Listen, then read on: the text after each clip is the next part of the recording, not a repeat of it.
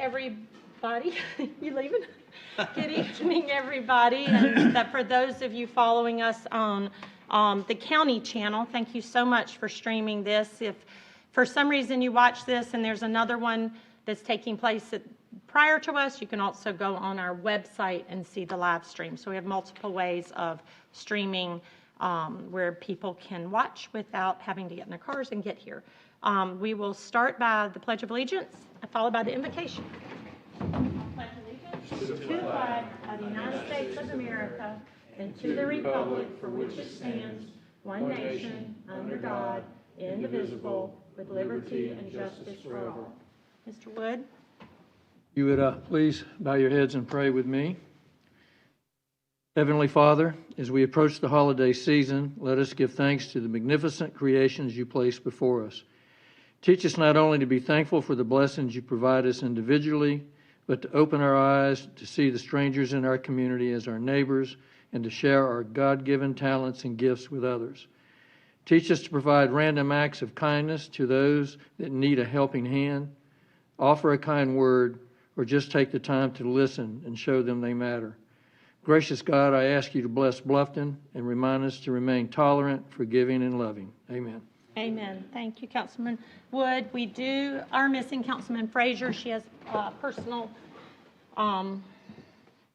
things she had to attend, so 4 of us are here. We will move on to adoption of the agenda. Mr. Steese, any changes on the agenda? Yes, Mayor. We are asking if council will flip underneath the formal agenda items number 3 and number 4 to more align with the presentation and allow the votes to go more smoothly. Okay, so we'll do 1, 2, 4, 3. Yes, ma'am. Any other changes? If not, is there a motion to accept the agenda as changed? So moved. Is there a second? Second. Any discussion? All in favor? Say aye. Aye. Aye. Opposed? Next are the adoption of the minutes of October 12th. I will not be voting because I was not here.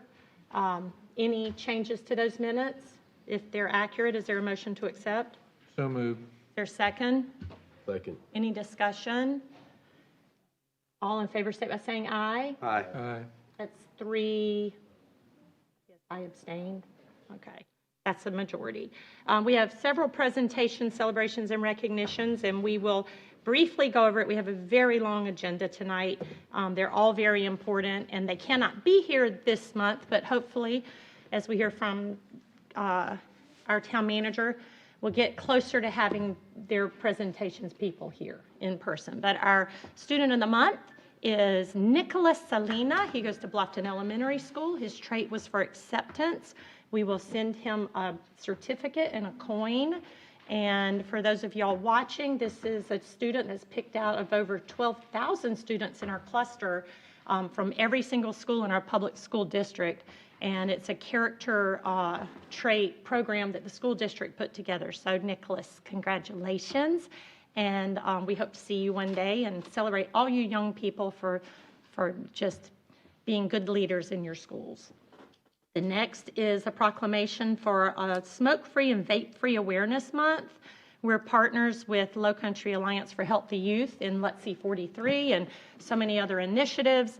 And vaping and being smoke-free is very important, and they've been educating students on this for a couple of years, and I think you'll see in the schools actually the incidences have dropped, but there still is vaping with e-cigarettes around, and it's very harmful to our young people, and we are recognizing that proclamation for this month. The third one is recognizing Small Business Saturday, and I believe that is the 21st. Is that when Small Business Saturday is, Kim? Can you scroll it down just a little bit more? November 27th is Small Business Saturday, and you see a lot of our local businesses have shop local signs in them. Please support our local businesses every day, not just November 27th. They are the backbone of our town, and we need to support local wherever we can. So that proclamation is for Small Business Saturday. Eric, I set the stage. See how fast I went through these presentations? We want you to be just as fast. So our last presentation is the Regional Housing Trust Fund, and Eric Greenway is the Beaufort County Administrator. Eric, as you see, we have a super packed night. And I think 3 of us have been very much part of your right. presentation. So if you can maybe go quickly through that, get to what our steps are. I'm gonna skip many of these slides because many And for of the you crowd, just tell people who you are, please. know what's going on here. We have been working for a few years now on establishing a regional housing trust fund. We had all 8 jurisdictions in the region participate in providing funding for that, including the town of Hardyville, which is a part of Sulka, and Jasper County. I've been going around for the last couple of months doing this presentation. You all are about the 5th or 6th times that I've done this exact presentation. Basically, the purpose of the study was 4 things: to identify revenue sources for the trust fund, to identify uses of the fund, to recommend how the fund would be governed by the jurisdictions that participate, and the project criteria. I'm going to kind of go through the first 3 bullet points tonight. I'm not going to talk about project criteria because that's something that'll come later in the process. I'm going to skip over all of that. The Housing Trust Fund study worked on 4 priorities. One, and the most important one, is providing accessible, affordable housing to the region to support the workforce and the service economy. You can see the income levels there that it requires in order to afford median gross rent in Beaufort and Jasper County, $48,000, $37,000 in Jasper. That does not take into account any housing supply that might be available for people earning that amount of money, because I doubt there would be very few rental or homes where people could rent or buy homes in our county making that amount of money every year. So that doesn't take in the inventory. Priority number 2 was overcoming barriers to affordable development, such as financial gaps and land availability.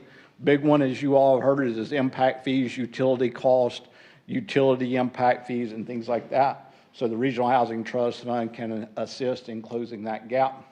Priority number 3 is ensuring a regional approach for affordable housing that addresses the needs of each jurisdiction without overburdening those jurisdictions, and also meeting important strategic goals for housing locations. So Jasper County in particular has had a concern that they might become the dumping ground for not dumping grounds, probably not their best phrase to use. They might become the place where all the workforce and affordable housing occurs. I don't agree with that approach. I don't support that approach. I think in order for the Regional Housing Trust Fund to work, we've got to provide workforce housing throughout the region and all the jurisdictions so that people can live close to where they're going to be working.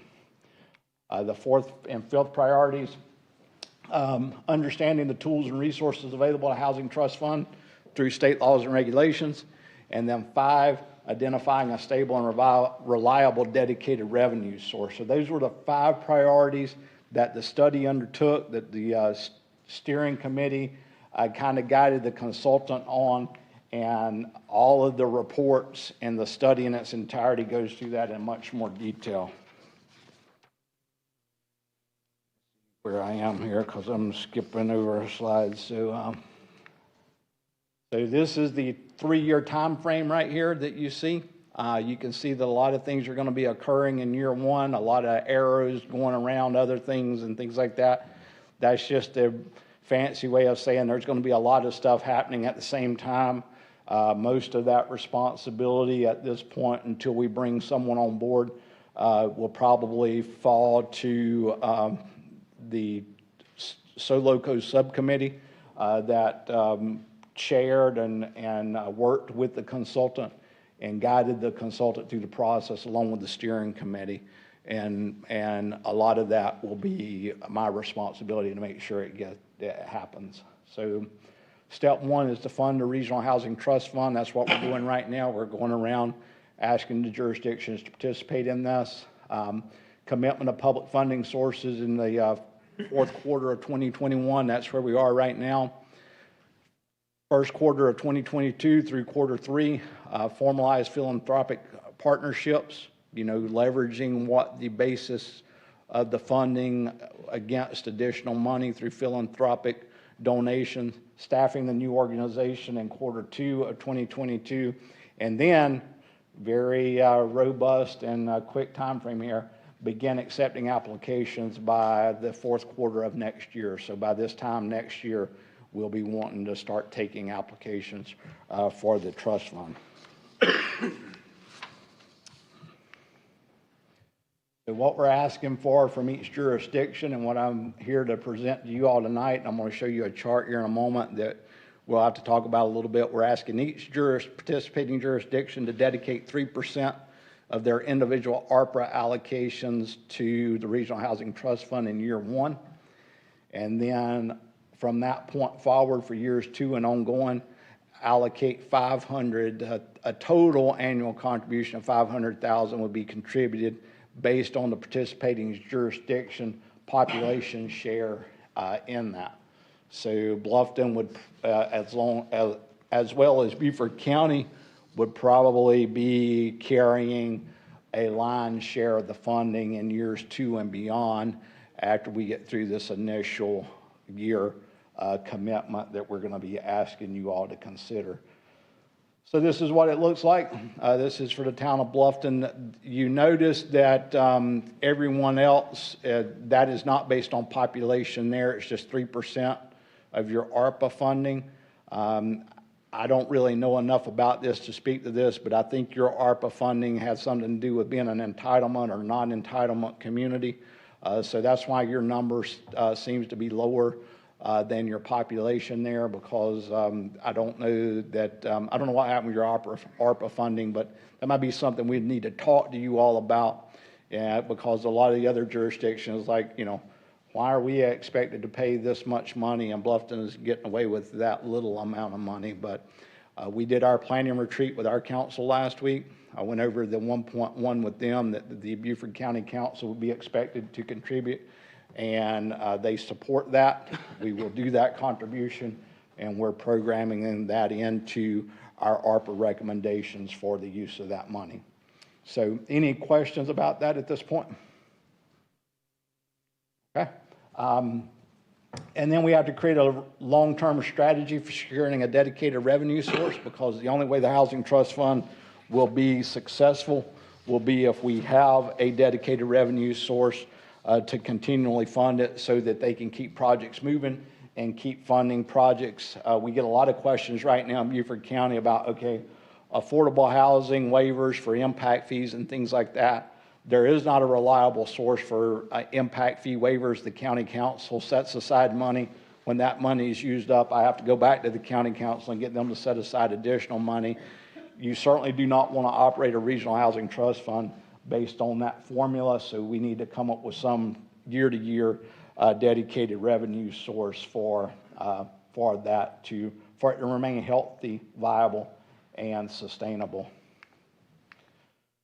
So we're going to have to set up a 501(c) board, and in August or September, the Sulka board voted for option A on setting up that board, that each participating jurisdiction would appoint one board member per jurisdiction. So if 8 people provide their funding based on what we're recommending and requesting, then each jurisdiction would get to appoint one person to serve on that board. It would be up to you all to determine who that person would be that would serve on the board. Sulka recommended option A over option B, so that's what we're planning to go with, is participating jurisdiction appoints one board member.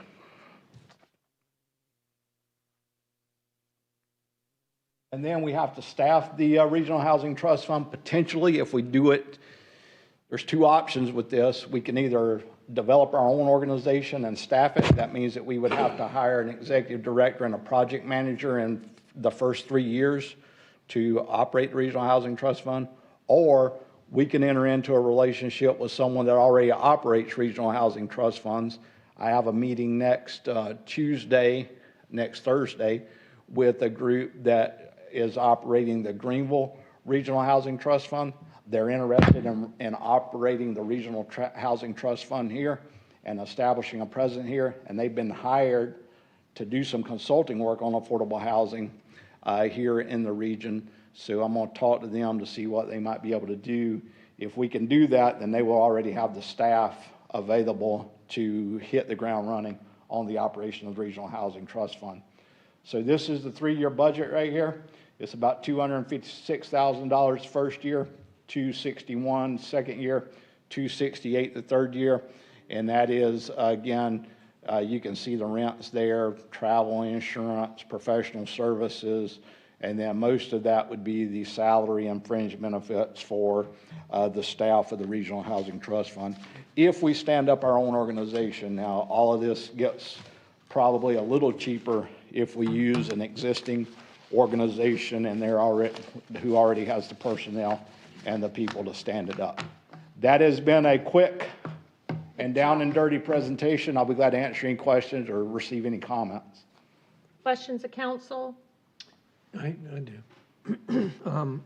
Have you been able to read the pulse of the other jurisdictions at this point? You know, to me, what makes this work is we approached it from a regional perspective. And by the way, I commend you for being the leader to take this task on and guide it all this time. You've done a good job. But, it's imperative that we all kind of stick together and not one fall out. So I don't know what your sense is. Well, I haven't really gotten any pushback on anything. Everybody seems to be supportive of it. I know the city of Beaufort, they're allocating some of their money for affordable housing. They haven't made a commitment to join the Regional Housing Trust Fund at this point. But all the other jurisdictions are embracing it. Hardyville, Beaufort County, city of Beaufort, they've all made their, and Yemassee, they've all made their voice their support for the Regional Housing Trust Fund. Now, when it comes time to give money, that might be a different thing. But so far during the presentation phase, there's been no pushback. So I think we're in good shape. What is that next step to know we're all in? I mean, I think we almost have to be all in or regroup because it does make the formula higher for everybody. So what is that next step that you want a resolution from each of us that say if all are in, we're in? We will be developing here in the next month or so. I'll be developing an IGA that we can send all jurisdiction with some incorporation documents for the board and things like that you all can review so that we can begin that commitment process. So would you go with your counterparts, like Stephen would be part of it to sit and talk about the language and all? Yes. Oh, absolutely. Okay. Yeah. Anything else for Eric?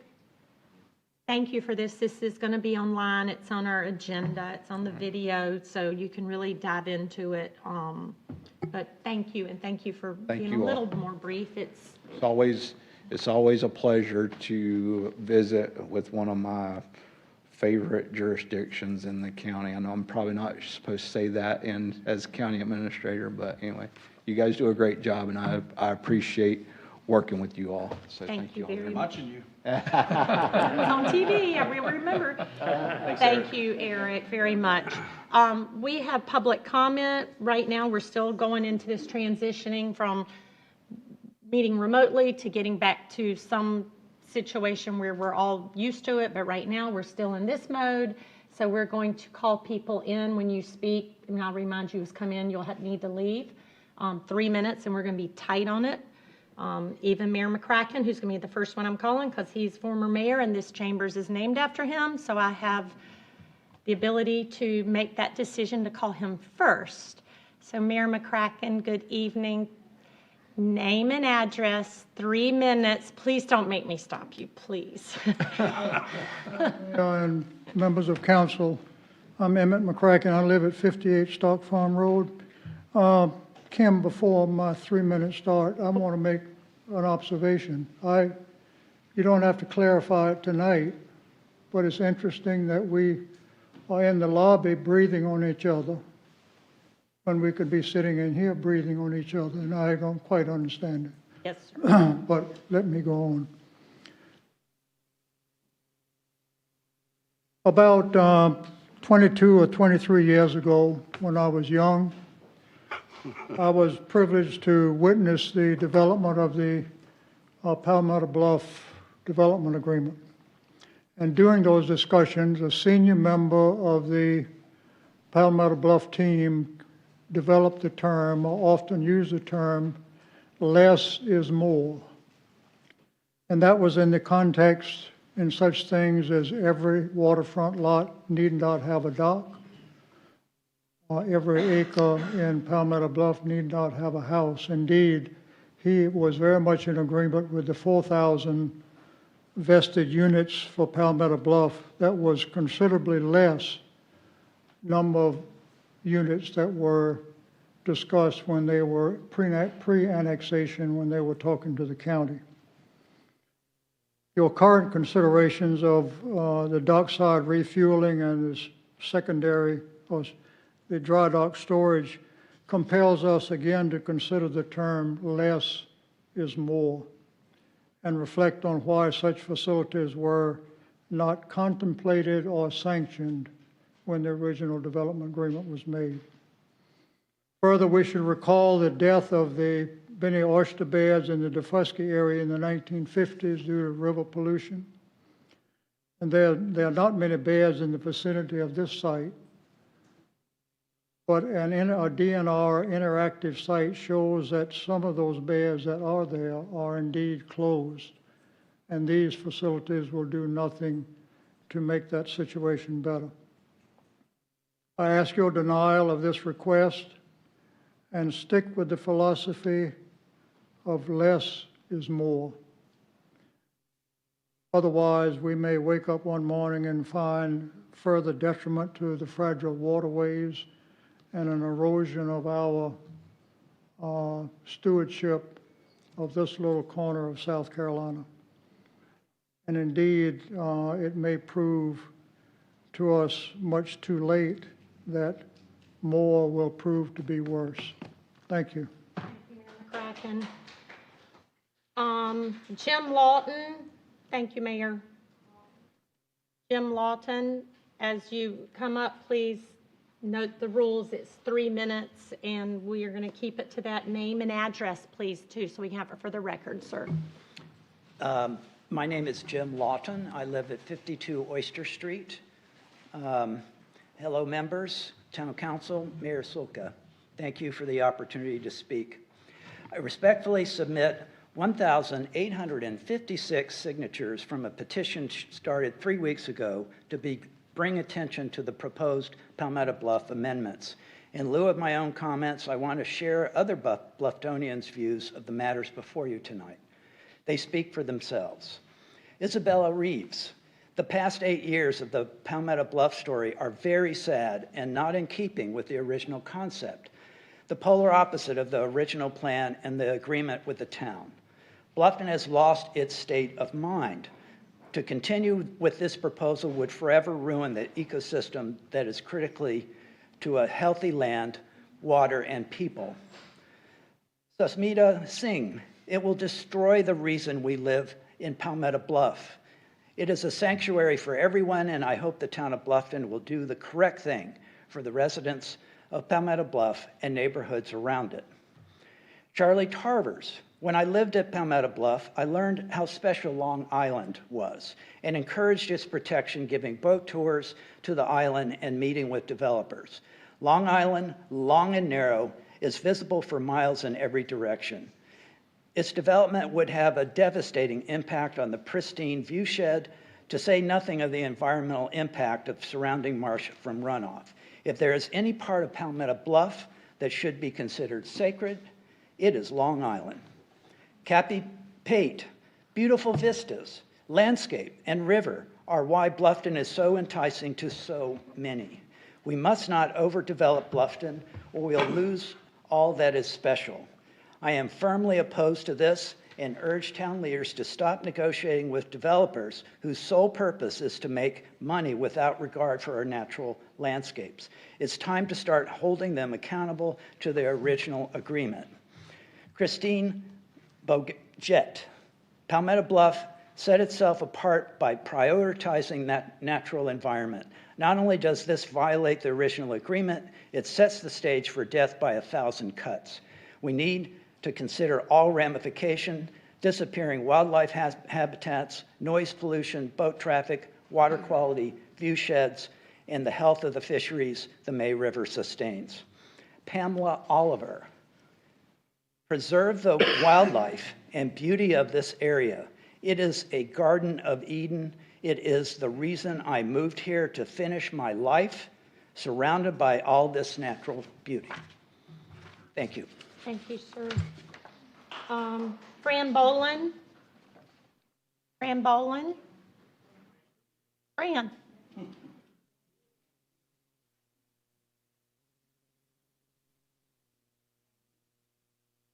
Hayward, Marcia Bolin.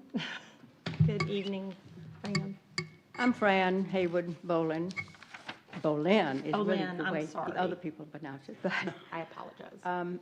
23 Big Oak Street, Hilton Head Island is my mailing address. It's Buckingham Landing. I grew up in Bluffton from the age of 1. It's still my hometown. And I'm owner with other members of the public of the natural resources in this area, which includes tidal waters, mud, marsh, water, fish, shrimp, crabs, mussels, what else? And so what I want to do is urge you as the elected people who run the town of Bluffton, very important role, protect these natural resources, not only for us, people out there who are not at this meeting, and for the children who come along behind us. Palmetto Bluff developers have an agreement with what they can do on their land and on the water surrounding their property. It's a bad, tough gross negotiations toward that agreement, but that's a good agreement for them. And they say they want to be responsible. They want to be conservationist. They will have a mission of conservancy. Help them live up to that, their own statement by denying this change in their development agreement. I hope you will do that. Thank you. Jack Daly? Jack Daly?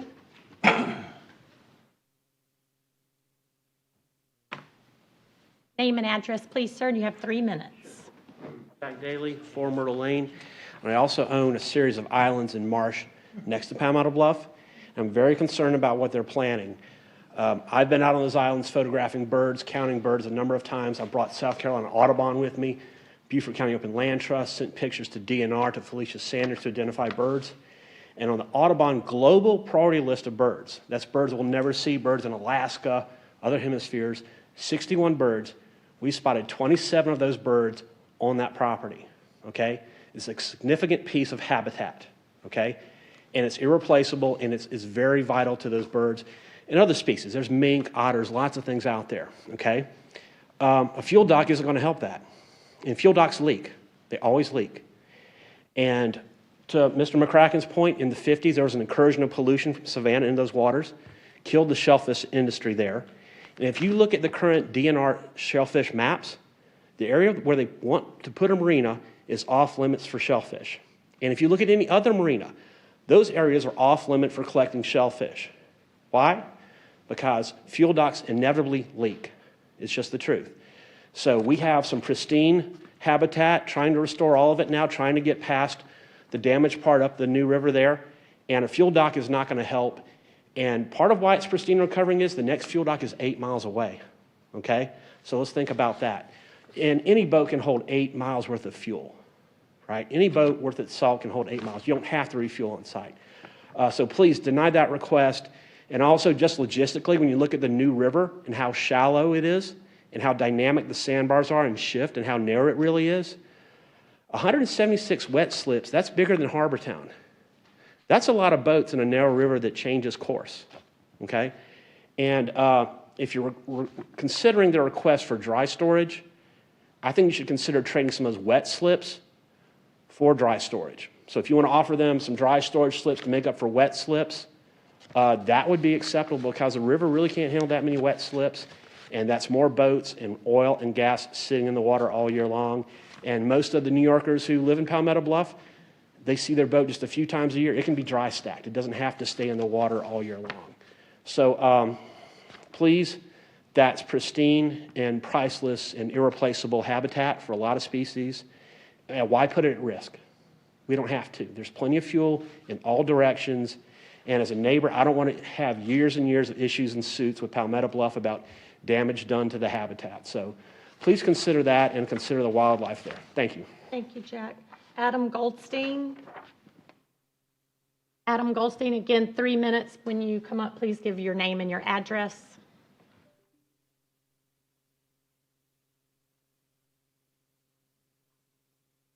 Good evening.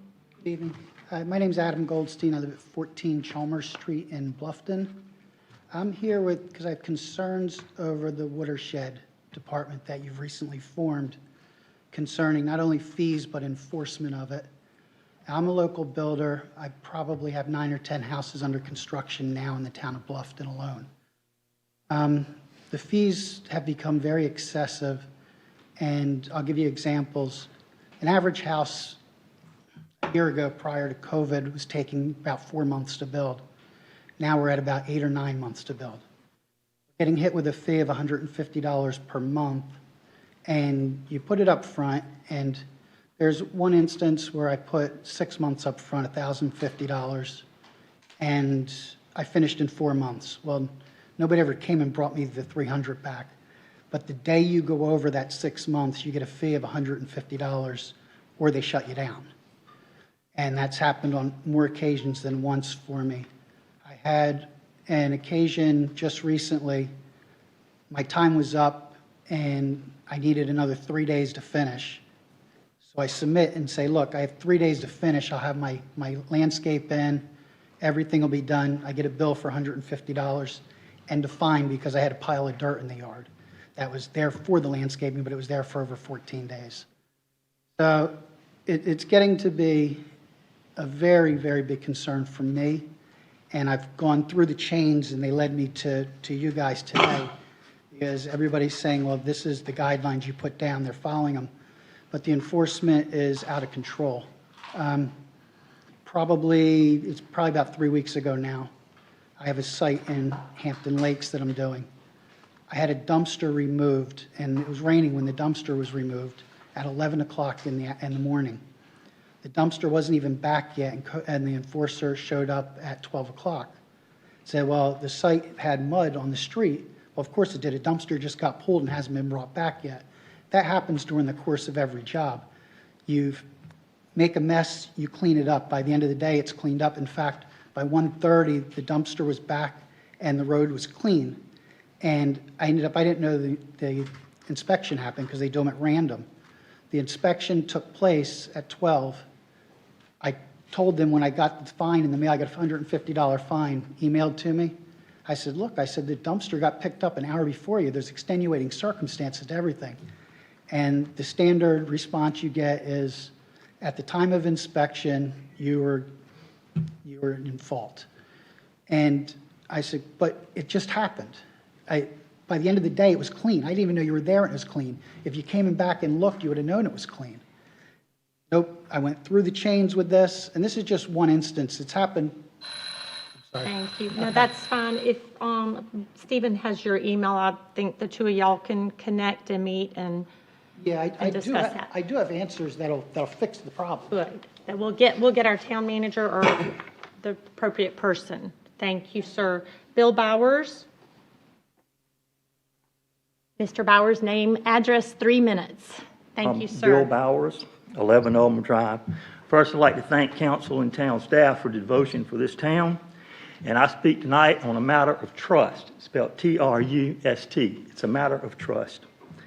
I'm here to request that you honor the Planning Commission's decision regarding Palmetto Bluff, and here's why. It's a matter of trust. Please be assured that I and my family have great appreciation for Palmetto Bluff and its endeavors. Even prior to my mother being born there in 1933, when my father was grandfather was plantation manager.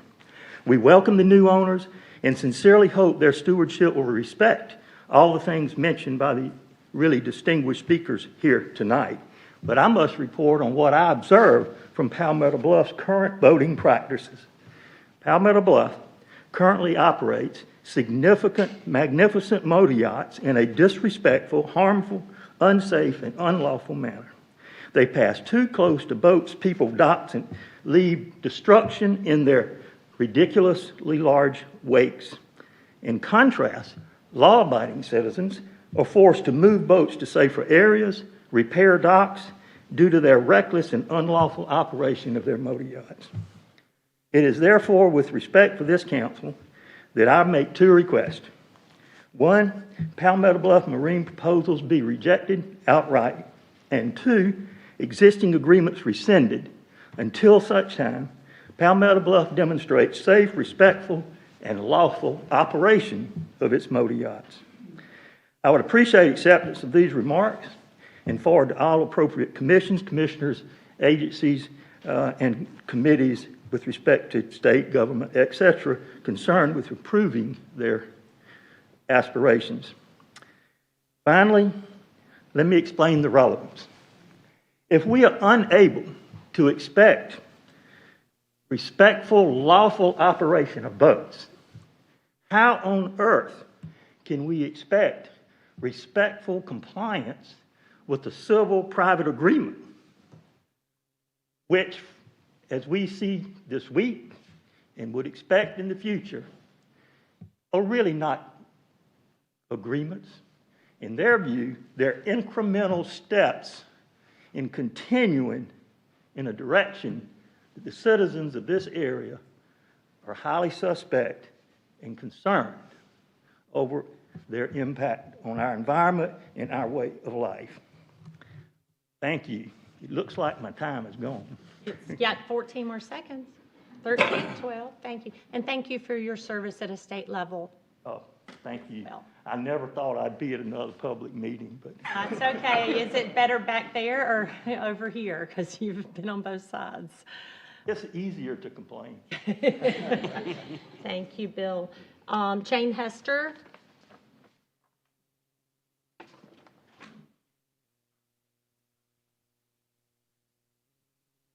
Again, I know you know the rules. 3 minutes, name and address, and got 3 minutes, Jane. Good evening. Jane Hester, 8 Palmetto Beach Drive, Bluffton, South Carolina. And once again, I am before you to request denial of Palmetto Bluff's new owner's amendment to the original agreement, which would allow fuel over water and additional dry dock storage. I have listened to each presentation by the engineers and others from Palmetto Bluff in which they stress things Palmetto Bluff gave up. I want to remind the council that Palmetto Bluff did not give up anything. Indeed, they traded. Yes, in trade for joining the town of Bluffton, where they would have more sway, and in getting higher density than once allowed by Beaufort County, they agreed to limit access to and protect the surrounding waters of Palmetto Bluff. Now the new owners wish to abandon that critical element in the deal they struck and have the strictly forbidden fuel over water and additional dry dock storage. I heard them say that dry dock storage was more eco-friendly and a preferred method of storage for clean water. But nowhere did I hear they were also willing to give up wet slips in exchange. Rather, this method allowed even more boats to access the facility. I also heard this marina was to be of benefits for the residents of Palmetto Bluff. But if memory serves, and I just looked it up, 64 of the OCRM permitted spaces were for transient boaters. Of course, the town of Bluffton has already okayed 400 slips for Palmetto Bluff residents and an unnamed number for transient boats. I have received, however, no answer to a question that I posed at the last meeting of the Planning Board. And that question was, have the residents and property owners of Palmetto Bluff had a chance to vote on whether or not they approve of this marina as it is drawn, and whether or not they like the new fuel over water? I would like some specific answers from Palmetto Bluff about this. Such an enormous facility cannot come without environmental consequences, but I'm going to leave it up to others more knowledgeable than I to explain those concerns. But I ask, is this really what's best for Bluffton? Our fate and the fate of our surrounding waters is in your hands. Please deny this request. Ansley Manuel.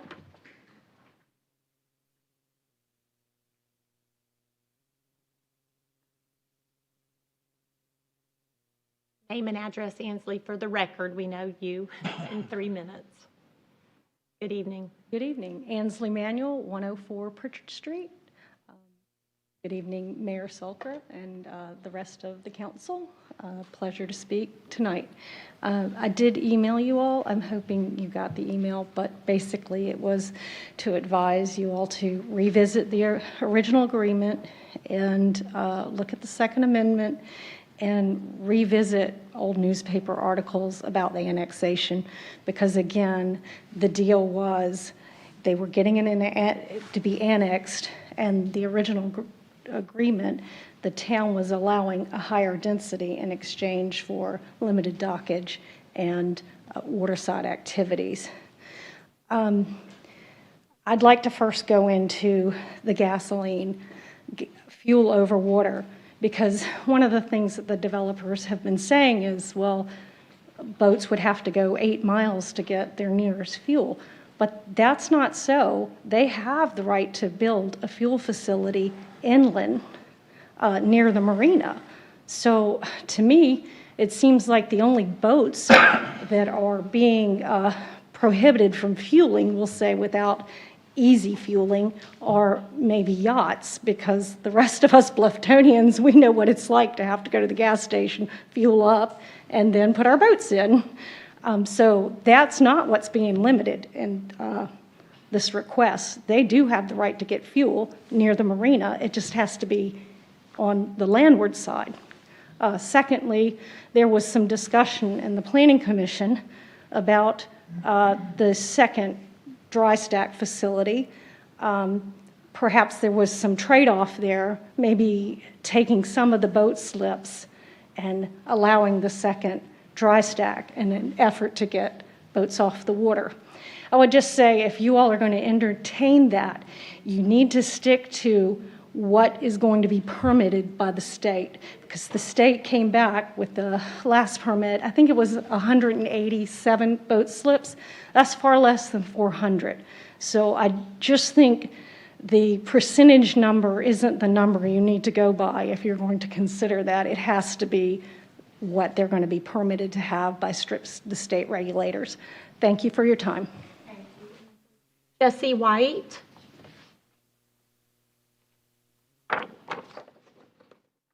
And as you walk up, name and address, Jesse, in 3 minutes, please. South Carolina. We appreciate that South Street listened to community concerns and removed their requests for new water access on Doughboy and Long Islands. However, dockside fueling and a new dry stack pose substantial and unnecessary risks. We urge you to deny these changes because they're incompatible with the original vision for Palmetto Bluff and inconsistent with its governing documents and the town's comprehensive plan. Since inception, Palmetto Bluff has been cherished and held up as uniquely special in terms of its diverse natural resources, in terms of its vast waterways and viewsheds, and in terms of the widespread recognition of the implications that development can have on those resources, particularly the water quality of the May, Cooper, and New rivers. Everyone agreed that development must be carefully undertaken with keen sensitivity to protecting the environmental resources of the property. It is those core values that have created and kept Palmetto Bluff as such a desirable and valuable place to live and enjoy. Today, South Street's requesting changes that are contrary to the sensitive nature and core values of the property. The original agreement contemplated a single dry stack and explicitly prohibited dockside fueling. These were key commitments under the original agreement. Lifting those restrictions now could have a domino effect on the intensity of water use and development on the southern end of Palmetto Bluff and beyond. The town well knows the challenges that come with rapid growth and development. The existing agreement protects the town from unfettered and unwise growth, and we recommend those protections be retained. South Street purchased the property knowing the terms of the development agreement.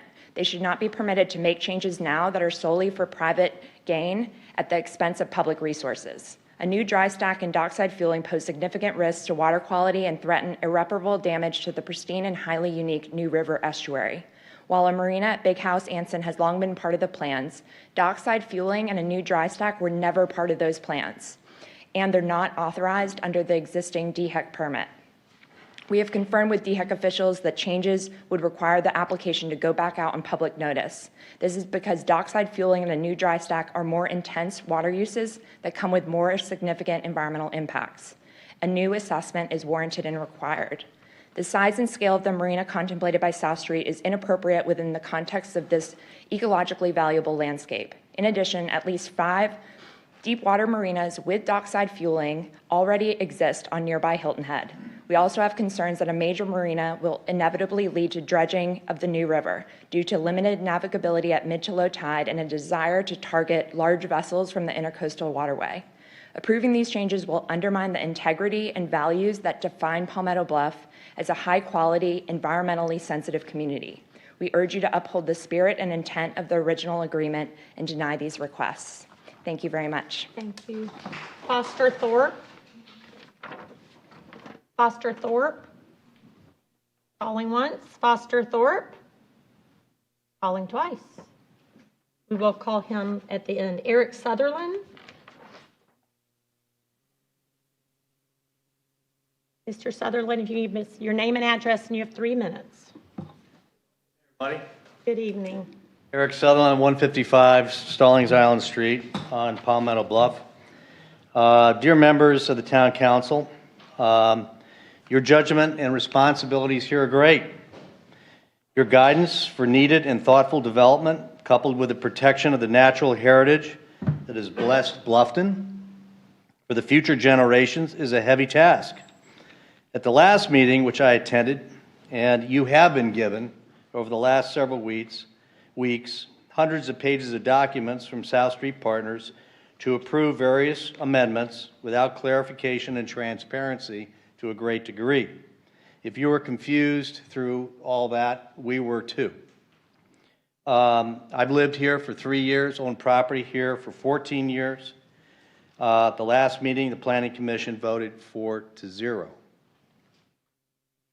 So the questions are, before you, does South Street have the approval as originally submitted that allows what they're asking for? Are they permitted for 400 to 500 slips? Just because 16 years ago they were granted that 10% of available homes, so if they have 4,000 homes, what if they go to 5,000? That means they have 500. Just because they're permitted doesn't mean it's a good idea. And looking at a 16-year-old study is like looking at a newborn and treating them exactly the same as a 16-year-old teenager. It just doesn't make sense. Bluffton, this entire area, didn't look anything like it is today. Many of the changes that have been here, you have had to preside over and thoughtfully think about to make sure that you are serving the needs of the citizens and future citizens and citizens of Bluffton, but things have changed a lot, and you have seen a lot, and you've had to make a lot of very important judgments. The locations of the slips in the deep part are in the deep part of the New River, which is very close to shore. So if they put the slips in there, it is going to be in the deep part of the river. The river does get water in it, and we all know that. Fresh water. And so therefore you're going to have king tides, you're going to have major rain, and that is going to be and put more significant stress on the river. The Long Island is a low country treasure. Ask a hydrologist, any hydrologist. When you cut down all those trees and you put up 63 houses and then you put concrete, which is going to be the bulwarks that are going to surround it, and concrete to support roads, that is not going to help the environment. And so I ask you to think about what the impact is going to be immediately. Thank you, sir. Thank you very much. Sharon Brown. Thank you, sir. Sharon Brown. I know she's there. I heard her. Good evening. As you come forward, you know, name, address, 3 minutes. So good evening.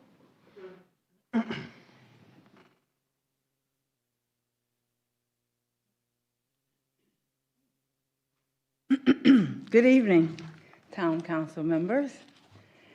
My name is Sharon Brown, and I'm at 163 Buck Island Road. First, I would like to congratulate Councilman Toomer and Mayor Pro Tem, if I have it backwards, forgive me, on being reelected to the Town Council member. A huge congratulations goes to Heather, my counterpart, for her new position, and also the Assistant Town Manager, Chris. Is that you, Chris? How you doing? So I want to start out with the vision statement.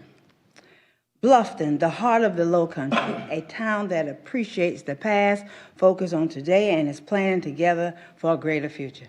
I hope that is so true. So true. The mission statement. We take care of our citizens, the town, and each other by continuously making our community and organization better. If this mission statement is true, then why doesn't the town council support more events you guys, that you town council people put on? You know, I don't see you guys out there. I'm out there all the time. Y'all should be out there with me too. Let me video you guys. So I stand here before you this evening to address several concerns about the mission statement that has been misrepresented by the council. After numerous means of communication to Mayor Pro Tem Hamilton last 2 weeks in reference to the event that was taking place, I will share in a respectful manner my concern. The town council member, Mr. Hamilton, and the Bluffton Eagles Action Committee board allowed a well-known Mexican band to host a concert on the Eagles baseball field that brought over 3,000 people in our community with no warning, no consideration that this concert would be put in our community and put us in harm's way. The community was captured. They were stabilized. They could not mobilize in the community. This is what the town council member, who is also the chairman on this committee. No public apology to the community had been made during this unpleasant situation. No remorse. Alberto Ortega, the person who put on the organizer, gave us a public apology. Something's broken. Something is very broken. The community is looking for a public meeting with the Mayor Pro Tem and the chairman, who is the chairman also of this board, to take place soon so that we can move forward as a community to make change that should have happened years ago. It's no way that some person that's on a town council put people in harm's way like that. That was very, very unthoughtful. Secondly, how long does it take for someone from the town to communicate with a citizen such as myself? I called, I emailed, and I wanted to ask a question. Nobody has gotten back with me yet. And lastly, we live in a diverse community, which our town of Bluffton staff should be more diverse. So we should have more people on in these positions like Heather them, a diverse committee. I look forward on you, Town Councilman Hamilton, to have a meeting with us. Thank you. Thank you, Sharon. Sherry Colburn.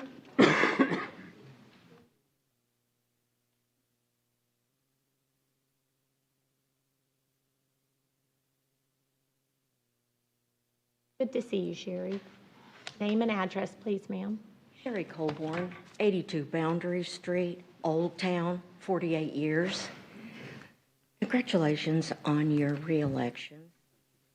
I, too, would like to request that you deny anything that's being requested right now by Palmetto Bluff. I was here when it all went down and participated in the town's, I was here. Anyway, I agree with all our experts, our Bluffton experts, including Al Stokes, Jim Lawton, Emmett McCracken, Fran Boland, Jane Hester and her daughter Ansley, and thank you very much for your time. Thank you, Sherry. Rebecca Baker.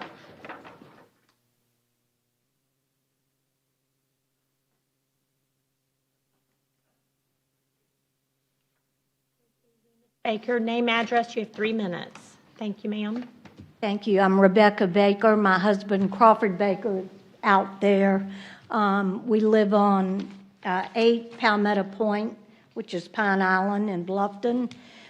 I also share Mr. Bauer's comments about the Palmetto Bluff boat captain that drives that older boat. Total disregard for our docks, our marshes, and our yards because of the erosion.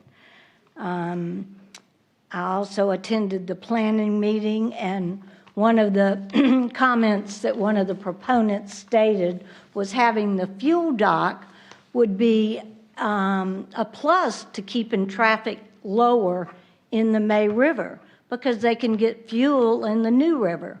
Well, let me ask you this. You're sitting there with a new boat and a full tank of gas. Are you going to stay in the New River? No. You're going to come to the sandbar or the May River. So having that fuel dock is not going to decrease traffic in the May River. So I ask that you, as our town council, deny this permit. I see no reason to grant them another inch because we know, as the 5 prior amendments, they want a mile. Thank you. Al Stokes? You can leave that tiger face mask on. You can leave that on and see the Clemson tiger paw. No, you want me to leave it on? No, only to see the paw.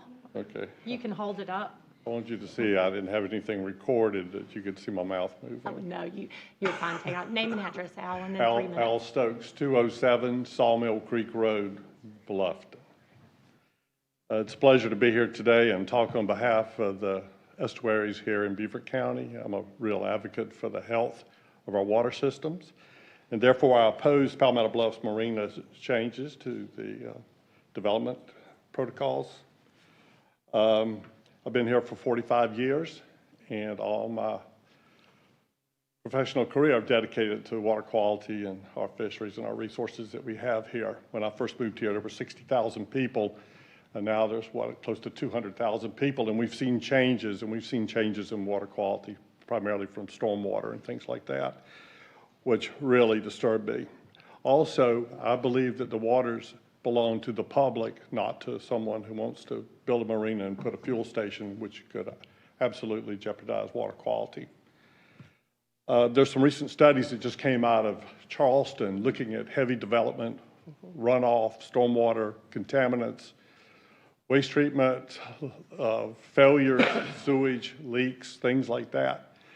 And over 9 years, 41% of the water quality samples failed based on South Carolina's health standards, that it's not safe to bathe in that water, swim in that water, crab in that water. If you were to get a cut, you could actually die from it, from Vibrio. So we know that it has a negative impact. Also, there's a recent study from North Carolina down all the way, including South Carolina and Georgia, where over, I think, the last 10 years, there were over 28,000 requests for permits to build in the marsh, docks, bulkheads, piers, things like that, which have negative impacts on saltwater marsh. And that is our filtration system for our water quality. One thing that I was impressed with a few years ago, I brought a researcher in who worked around the world looking at zooplankton and larval fish, crustacean larvae, all this. And we took him out into the estuaries and drug a plankton net. And he pulled it up and he emptied the sample and he said, "Oh my God, I've never seen anything like this before in my whole life. The waters around here are nothing more than the soup of life." And he said that we should do everything we can to protect it. And that's primarily why I oppose any kind of fuel station on any marina, because it would jeopardize the marine life here that I've spent so much time trying to protect. I have 18 seconds. Thank y'all very much for having me, and I hope y'all will do the right thing. Thank you. So your last 10 seconds, I'll thank you for all the work you did with Waddell.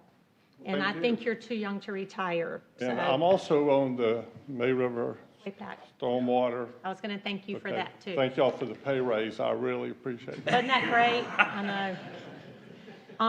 You have to be chairman to get that. Yeah. Did Foster Thorpe come in? Foster Thorpe. Okay. Public comment is over. We will respond we don't respond at public comment, but when we get to communications from mayor and council, we can respond to any of the comments made. And we do have that item on the agenda tonight. So our workshop item is the ARPA funding. I guess Eric left. I was hoping he'd go to Columbia and fight for the remaining money we have so we could up our donation to the Housing Trust Fund. Chris, this is a workshop item, guys. He's going to show the ARPA funding that's coming from, I guess, the CARES Act to each municipality and county, and we are going to look at his thoughts. Good evening, Mayor and Council. As you all recall, a couple months ago, I came before you and discussed what the ARPA Act was and what we can do with the money. You all tasked staff at the time with going back and coming up with 5 to 6 potential areas where we could spend those monies or allocate those dollars. So just a little background. Again, this was passed in the winter of 2021. It's a direct allocation from the U.S. Treasury to entitlement communities, which we fall into. Bluffton will receive $1.98 million, and again, that's around $10 million less than what we initially were allocated, and I discussed those reasons at the last meeting. We received half of that this June, and we'll receive the next half in June 2022. And can be used for eligible costs incurred by December 31st of 2024 and fully spent by December of 2026. The overall objectives of the program is support COVID-19 response, replace lost public sector revenue, support immediate economic stabilization, and address systemic public health and economic challenges.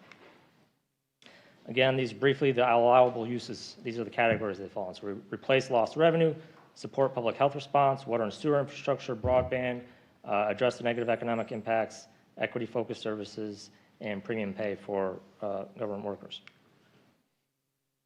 So I brought this slide up again because it's important to note that the loss of revenue is based on the trend of revenue growth over the past 3 years, and as such, we could make a case to claim all of the ARPA dollars that we receive as lost revenue. And why this is important, because once we do that, it opens up a lot more areas where we can spend those dollars to support the Bluffton community. There's a lot of restrictions around the use of it directly for other programs listed under ARPA. Some considerations as we looked at potential uses. Obviously, our allocation is substantially less than we initially anticipated.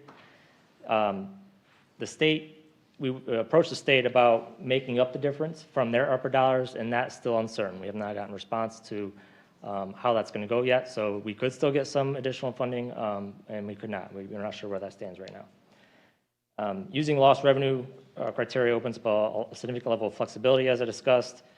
And our goal is to focus on initiatives that still support the spirit of the law's intent. So obviously we'll do things that may be a little out of the parameters of ARPA as we use it from the lost revenue bucket of money, but we want to stay within the spirit of the law's intent. And obviously our overall goals are addressing the impact of COVID to our community and also address some emergency preparedness issues that we have currently. So the first category is supporting our local businesses. We have 2 different programs that we're looking to propose. One is a revolving loan fund. This would be you seed a fund that can serve as a revolving loan fund that could support local businesses as they look to purchase facilities or equipment, or they can present to us a case for lost revenue due to COVID for a smaller grant. And this could be possibly serviced either internally or with a loan servicer to develop that criteria and vet those loan applications. Second is the Business Incubation Training Grant Program. And the idea here is that we could offer small grants to local entrepreneurs who want to go through a incubation program or a business training program to help them make it through that startup phase of their business. Looking at supporting local nonprofits, we've had several nonprofits approach us discussing the negative impact of COVID on them. This grant program would be similar to the business side of grant, but focused on nonprofits solely. And again, they would present a case for lost resources or income because of COVID-19. They could also use it to purchase equipment or other programmatic supplies or inventory. And this is also a great program that could be a potential partnership with the Community Foundation of Low Country to help manage that process of distributing those dollars. Also, supporting our employees who are on the front lines of continuing government services in the face of the pandemic. This is a qualified use of ARPA dollars. The idea here is proposed hazard pay. The law states that you can do up to $13 per hour for workers throughout the pandemic. What we're proposing is significantly less than that, but still significant to each individual employee. And again, this is recognizing the fact that our employees had routine direct exposure to the public as well as materials handled by the public throughout the pandemic, and also the continuity of government services under challenging conditions that were outside of the normal expectations of their job contracts. Pay will be based on hours worked between this period of time. We could also look at the period of time after June, from July to the end of this year, with next year's allotment of money as well. But down here at the bottom, I have two different scenarios.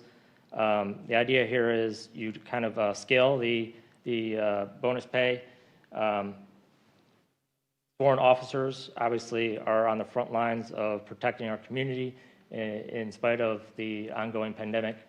So they would be at the top tier. You have frontline employees. These are individuals that regularly interact with the public or items that are come in contact with the public throughout the year, whether it be inspectors or the folks that have to process the plan permits as well as business licensing up front, and the non-sworn individuals that work at the police department.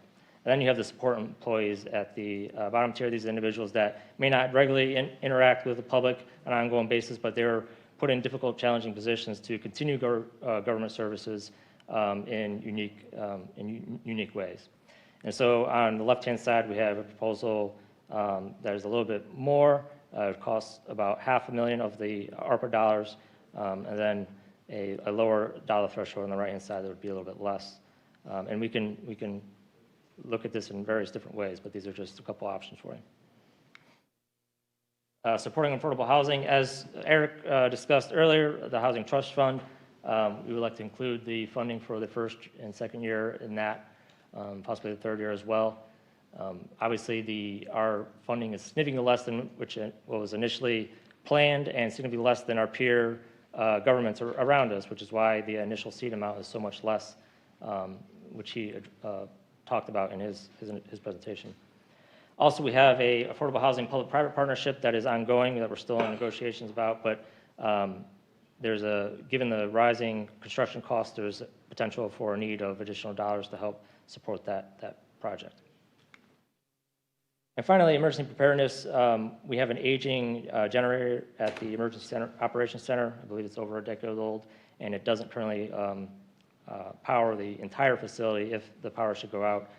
So we're looking at potentially replacing that, as well as a generator for Town Hall, which doesn't exist currently, to continue operations in case of an emergency. So those are the proposals. These are the items that I just went over for your consideration. Looking just for your feedback tonight to see if we're on the right track, if we need to make adjustments. And then hopefully in December or January, we'll bring forth to you the formal proposals along with budget amendments. Questions? Chris, if I may go back to the two different groups of employees. Don't forget that last Yeah. page because I can't find it on my documents. Just added that. So this would be a one-time bonus, so to speak, for lack of a... Correct, yeah. The support employees are who? So all the administrative staff that work behind the scenes, so they're not the ones, going out to job sites or handling the front desk up here, but they're all the other support employees within Town Hall. Okay, and the frontline employees would be the guys working outside? Yep. Your Public Works. Public Works, inspector. Like IT that still had to come in and support police, customer service, people like that. Inspectors that still had to go on site. Right. While everybody else got a little paid time off before, they worked every day. Correct, yeah. And again, this is based on hours worked, so those that put in the extra hours and overtime would be appropriately compensated as part of this formula. Other questions? Yes. Question for Stephen as well. How did you propose to address the executive order that I sent you, the 985. So this was, this was brought up a few months ago. This is an executive order that Biden issued. And we took a look at that, and the executive order applies to federal agencies. And they obviously encourage anyone receiving ARPA dollars to carry out that executive order. But it basically says, and the law says this as well, is it encourages government entities to support individuals who are in unique economic circumstances that would need additional need. So it goes into like people below a certain AMI and whatnot. So although we're not tied to it because it's an executive order applying to federal agencies, our approach is that through the support of nonprofits as well as affordable housing, we could target those demographics to provide assistance. Unfortunately, since we are receiving so much less dollars than what we initially were expecting, we're trying to propose programs that make the dollar go further throughout the community, rather than try and make distinctions on individual residents of Bluffton and providing supports individually. Our approach is to support nonprofit organizations that support the community more broadly and approach it that way.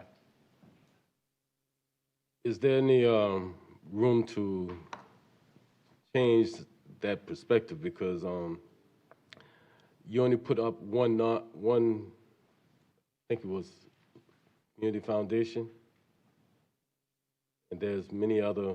Oh, so this would be a partnership for them to manage the distribution of funds. So what we would do is try to take nonprofits from lobbying council to give them funds and actually create let somebody like Community Foundation of the Low Country be the one to administer and review and approve and take care of it that way versus us picking and choosing nonprofits and having them, because we're already getting application requests from nonprofits that are wanting funds. Make that a smoother process. But there have to be some parameters of how and who they give monies. Correct. Yeah. Money. Yes, sir. So how do we put those parameters on the table? So we would draft whatever the parameters are. We as We'd who? all have- We as who? At the town. We. Okay. That's why we wanted to kind of discuss it tonight and make sure, like he said, if we were wanting to do the nonprofit assistant grants, that was something council was interested in, we could go and set up the parameters. If it was for example, we've had one that's reached out to us about some equipment they need to purchase to better respond to COVID. That would be something we could look at, making that a potential funding for that fund that they could apply for and get that funding from whoever's managing, whether it's Community Foundation or whether it's us, however that works. We would set those parameters that they would have to meet. What percentage of the funding that we were given will be addressed to that? The preliminary we looked at, do you have that?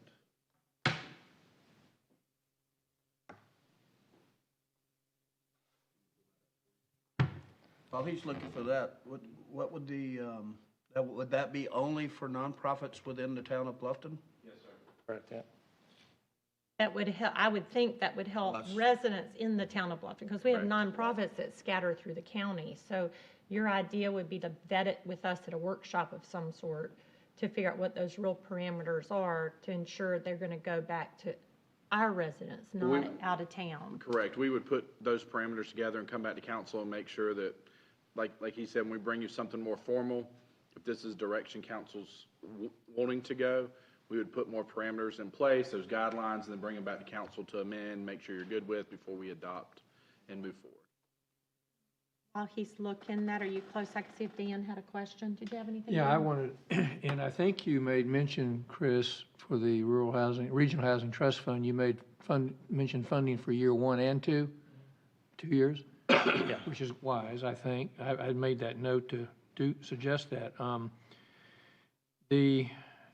I guess what I'd like to see is take some of the bigger numbers. For example, you could take the 4,500, you could take the 331,000, plug that in on one of these line items, then take some numbers and say, this is what we're recommending for grants, put a number to it, because what's going to happen is we're going to run out of money quickly. You know, the 2 million, Yeah. it sounds like a big number to you, attach about 10 different items to it. Then we can prioritize on the direction that we would prefer to go by looking at some numbers and give that back to you and say either scratch this or move that money to here or whatever. Yeah, we started to do that. I wanted, before I got too far along in that process, I wanted to make sure that I was on the right track with the overall different programs that we're proposing. I will say to your question, Councilor Hamilton, it's about 20% for the nonprofit assistance. Things would go to, Oh, nonprofit. Nonprofit assistance, yeah. And I have one more, Mayor. Uh-huh. You know, where it gets a little possibly convoluted or complicated is, you know, and I think the money's here to do good, let us do good. But, you know, we don't know unless it shows up on their tax reforms or something, you know, other people, whether nonprofits or whoever they may have gotten some governmental assistance through the ARPA process. You know, a lot of money went out the doors, the PPP, all of those. And so, you know, how do we know whether they've received that kind of funding or not? Yeah, it'd be part of the criteria, like they would have to be a registered business to have a business license. So nonprofits technically have to have a business license, although it doesn't cost them anything. You know, that'd be a criteria. They'd have to provide a P&L, audited P&L as well, and most nonprofits will have that. That would be included on their P&L? Yeah. Okay. Yeah, grants and And would we pay it on receipt almost like, or if they say I'll spend it in the Bluffton city limits, and I'm not even thinking who it is, but maybe it's an entity that's in Bluffton. I mean, like Boys and Girls Club, they're in Bluffton, so they might not serve all of Bluffton tax-paying kids, but they do sit in our town. I think it's a lot to think about. Yeah. And I do like Community Foundation handling it at a higher level. Let me ask a couple questions, we'll see. So I think you got to whittle it down. I think we should also have a line item if we do get the money. I talked to Bill Herb Kurzman last week, and he's on that committee, and he's trying to say if there's so there are only 7 towns in the state, or 8, that didn't get fully funded. So if we got fully funded, or maybe got, 50% more, then I think there are other options. I think all of a sudden we have more money. How do we help actually people? And then do we still put that through the Community Foundation? Because I think there's a way to help as many as possible, businesses. But 1.9 is going to go away. I am 100% in favor of taking care of our first responders and all those things, and I like the higher number. I think they'd all deserve it, as long as they were here during that time. I mean, I think there's got to be a cutoff. If they were just started today, they weren't here. So we got to really see what that number is, especially our police officers and public works and customer service. Well, the ones that were here and now gone. Well, They're gone. They're gone. I mean, I hate it, but they were here too. So, are you getting what you need? yeah, I mean, You go back to the recap? Yep. Because I didn't see that on my thing. really, are these programs that you support, are there things on here that you like to see on here, or are things on here that you don't want to see on here? So the biggest thing, like you said, if you went through and let's say you said the business revolving loan fund, that was something you weren't 100% sure about, well, that we could remove that and that would free up some potential funding to go into the other. So we wanted to make sure that what we were looking at, the council was supportive of how we obligate those funds. That's still something that can be discussed further. We just want to make sure we're looking at the right programs. Describe what business revolving loan means. What? It's basically, you see the fund that you can issue business loans basically for equipment or facilities, and they would pay it back with interest, but it'd be a lower interest than they would go to a typical bank for, and it refunds itself. So as they pay it back, then you have more funds to issue. It's going forever. I mean, that's almost like getting in the banking business, isn't it? Well, the idea is for us, and I don't. There's a lot of small businesses or startups or entrepreneurs or businesses that may just have fallen on hard times that access to traditional financial resources may not be an option for them. So there's a lot of economic development corps and regional programs throughout the state that have a similar structure. North Charleston is a good example. They have one similar to this.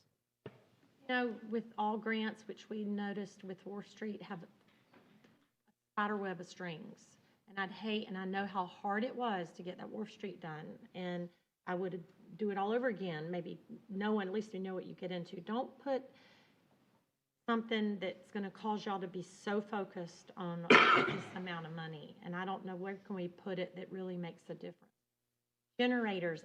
I don't know we've never used, I would love to know if we've ever used our generator. Why do we need to replace it? And we've never used it. So that confuses me.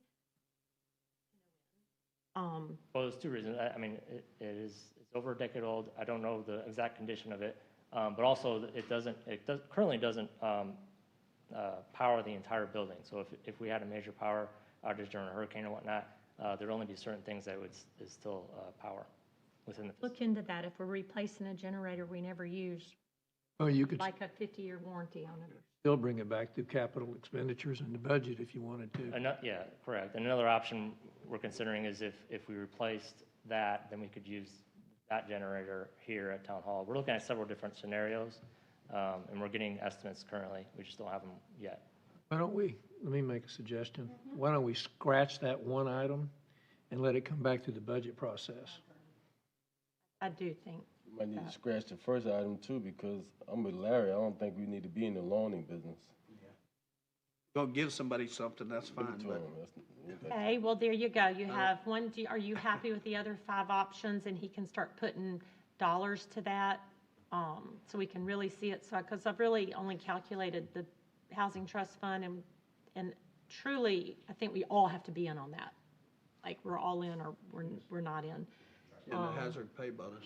Yes. Hazard pay bonus, and then look at how the others line up with dollar amounts and what makes sense. And to your point, Mayor, and I don't have Eric's timetable in front of us, he's looking for that answer for the Housing Trust Fund. What was it, first quarter? First quarter of next year. First quarter of next year. So we can leave it, we can do what we're talking about, narrow it down to 5, and that may, we don't know where that will lead us. That may be another bonus to come back and discuss other issues. Oh, I know where I was going. I got interrupted. Bill mentioned when they meet with their committee, the 9 or 8 towns, if they have, not that it goes to affordable housing, but if they can show that they have a successful affordable housing program, he's trying to tie that to where those towns can get more of what they lost. That's what he alluded to. It's not, it doesn't have to go to affordable housing, but if we truly have a program in place, which I think we do. So that's where he was, and he promised to keep, I think we all can find him, to find out where we are. So we got to stay on him on that thing. Okay, anything else? Do you have a good pathway? Yeah. Okay.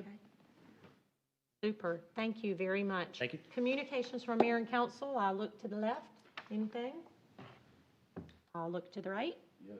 Yes, ooh, I'll look to the left. Mr. Hamilton? I just want to say I'm very humbled to be able to serve another 4 years, and I truly believe that I see all of Bluffton the same, and any time that I can be a servant, I take that seriously, and I take this opportunity seriously because I have a passion and a commitment to just give back to my community, place where I grew up, and I'm honored to have that ability to help make Bluffton a better place. Thank you for your support. Oh, that was so sweet, Fred. Or Can I just say ditto?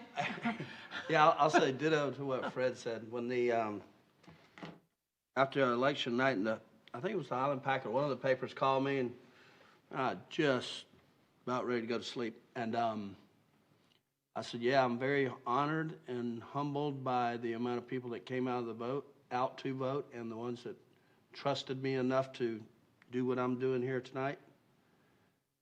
I think I'll just keep being me. next 4 years, but that might be enough for me. Oh, stop. Miss South Carolina is from Bluffton. Who knew that? She's going to Miss America. So y'all pull for her. Her name's Julia Heron. She's going to be in the Miss America pageant, and she's been speaking to a lot of schools about social media and bullying and how you don't have to be the social media TikTok queen to advance yourself, especially as a young woman. So it's been really neat to hear what a lot of the students have been saying. So like, we need to support our young Blufftonian. Veterans Day is Thursday. I saw the signs on Calhoun Street. I hope no one's parking there on Thursday because there's a parade that's going to happen for Veterans Day. So please support your vets. We have a Veterans Park that's amazing. Kevin and Kim, congrats, and you too. Chris and Heather, great choice. Stephen, great job with the team, and I'm just so thankful all of our staff that's new and has been here. And Derek, right? Okay, congrats. And finally, a past officer, Oscar Frazier, is doing a turkey drop-off. He's been doing it for 5 years, and I'm going to challenge every one of y'all. Walmart has turkeys right now for 98 cents a pound. Go buy them. Drop them off at Bluffton High School on the 22nd, or at Boys and Girls Club if you can't make the 22nd. He had over 200 turkeys last year. So we did a neat little video we're going to put out for him collecting turkeys to give to the needy. So try to support him, and we'll get more of that on social media, I am sure. So that's all. Oh, do you want to talk about the December meeting? Please. Okay. Mayor and I were talking about the December meeting. Our COVID cases are continuing to stay low. As you saw tonight, we do have public that are interested in being present. We were talking about opening the council chambers in December to a limited % capacity. Not sure what that may look like, but we would require those to relay that with council and talk about if things continue to move forward, beginning that transition back into opening the chambers. Would you let us know what we can look at it today? I mean, do you expect 10 more, 20, like every other seat or every 2 seats, or maybe We just would let look us at know? something like a 25% capacity or 40% capacity. I'd look at the numbers and see what that looks like. Again, as you know from past meetings, we have a typical number that normally shows up. A little heavy tonight because of the Palmetto Bluff comments, the public comment. But we would want to limit it to a certain percentage to start with and slowly look and see about expanding that. However, again, we will monitor the cases and make sure as we start reaching the cold weather season, cold and flu season, that we don't see the cases start to trend back up again before we make the final decision. Yeah, well, like Mr. McCracken said, though, if we put everybody in that room in there and don't let them come in here, then what are we really accomplishing? You know, if it's winter time and they want to speak, then we got to figure out some, if we're only going to put so many people in an area, then, they were overcrowded out there tonight, is what I'm saying. Well, that's what I was thinking. The number that we're here tonight would not have fit in here in your plan if you're thinking 25%. So we're going to have to really figure something out on public comment. And maybe I'd have to look and see how many seats we actually have in here and see what we would need to expand. But require those that are in attendance to wear masks. We're about 25% sitting here right now. Probably just with staff and everything. How can you make that determination pretty close to a council meeting? Like, could you think about it in a week before council? I know we have to submit our agenda, but how close to a council meeting can you make that decision if you feel like we need to? I would say that we could do that probably the 1st of December, somewhere around that time frame, about 10 days, because I think our meeting in December is like the 9th or something like that. But we would need to at least have enough time as we advertise the agenda to advertise what the accommodations are going to be for that meeting. So that meeting in December is the 14th. So probably that first week of December, we would need to make that agenda to notify the public. That would still allow us another 2-3 weeks to see how the cases and make sure they're still trending low. not just here, but across the region and the state. Right now, the state's the trend. Anything else?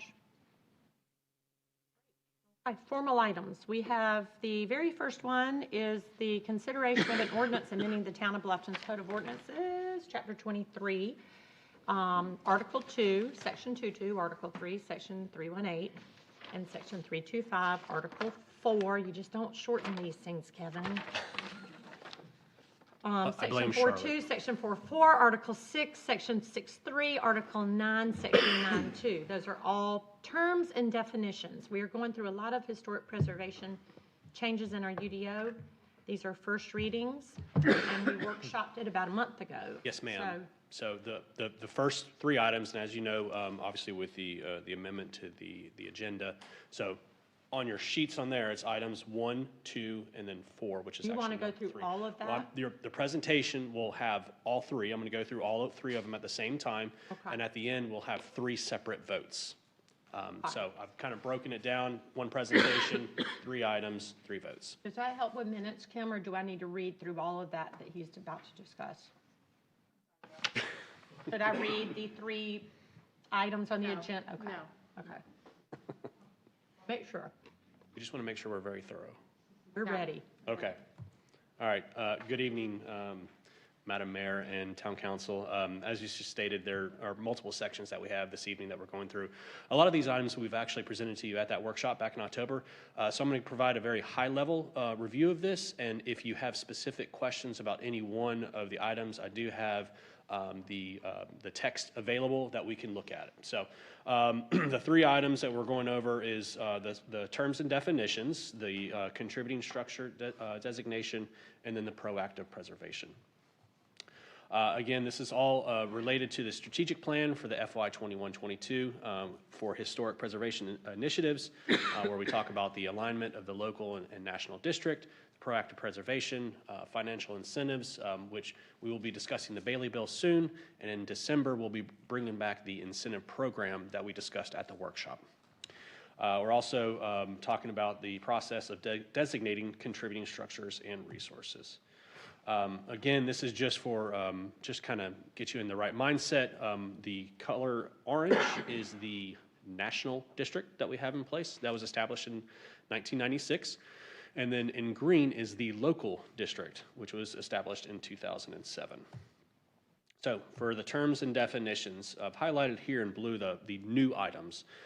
We have some revised definitions, more housekeeping items related to building and structure. I'm not going to go over that. I'm happy to if you like, but we're going to focus on contributing structure, contributing resource, and historic resource. So current definition that we have for a contributing structure, and I won't go through the whole thing, but what I've highlighted in red is it says, the Bluffton Historic 1996 nomination to the National Register of Historic Places, or in the most recent Bluffton Historic Resource Survey.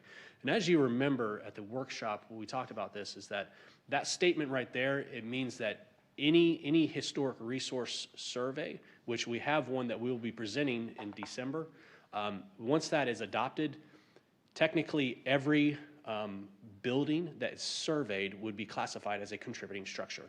That's not what we're trying to do. So what we're trying to do is clear up this definition to make sure that we focus on the 2008 survey. That is what we refer to as the list. We talk about the list of contributing structures that we have in place right now. What we're trying to do is to set that baseline, and we'll present some more information here in a second for you. But we want to make sure that we are establishing is that 2008 survey that was approved by Town Council that established all of the local contributing structures that we have. So I'll just kind of go through it quickly. It says contributing structure is a structure located in Old Town Bluffton Historic District, which helps to establish and maintain the character of Old Town. Contributing structure may not be unique itself, but is part of a collection of historic resources. It adds to the sense, time, place, and historic development of the Old Town Bluffton Historic District. Possesses historical integrity through location, design, setting, materials, workmanship, feeling, and association.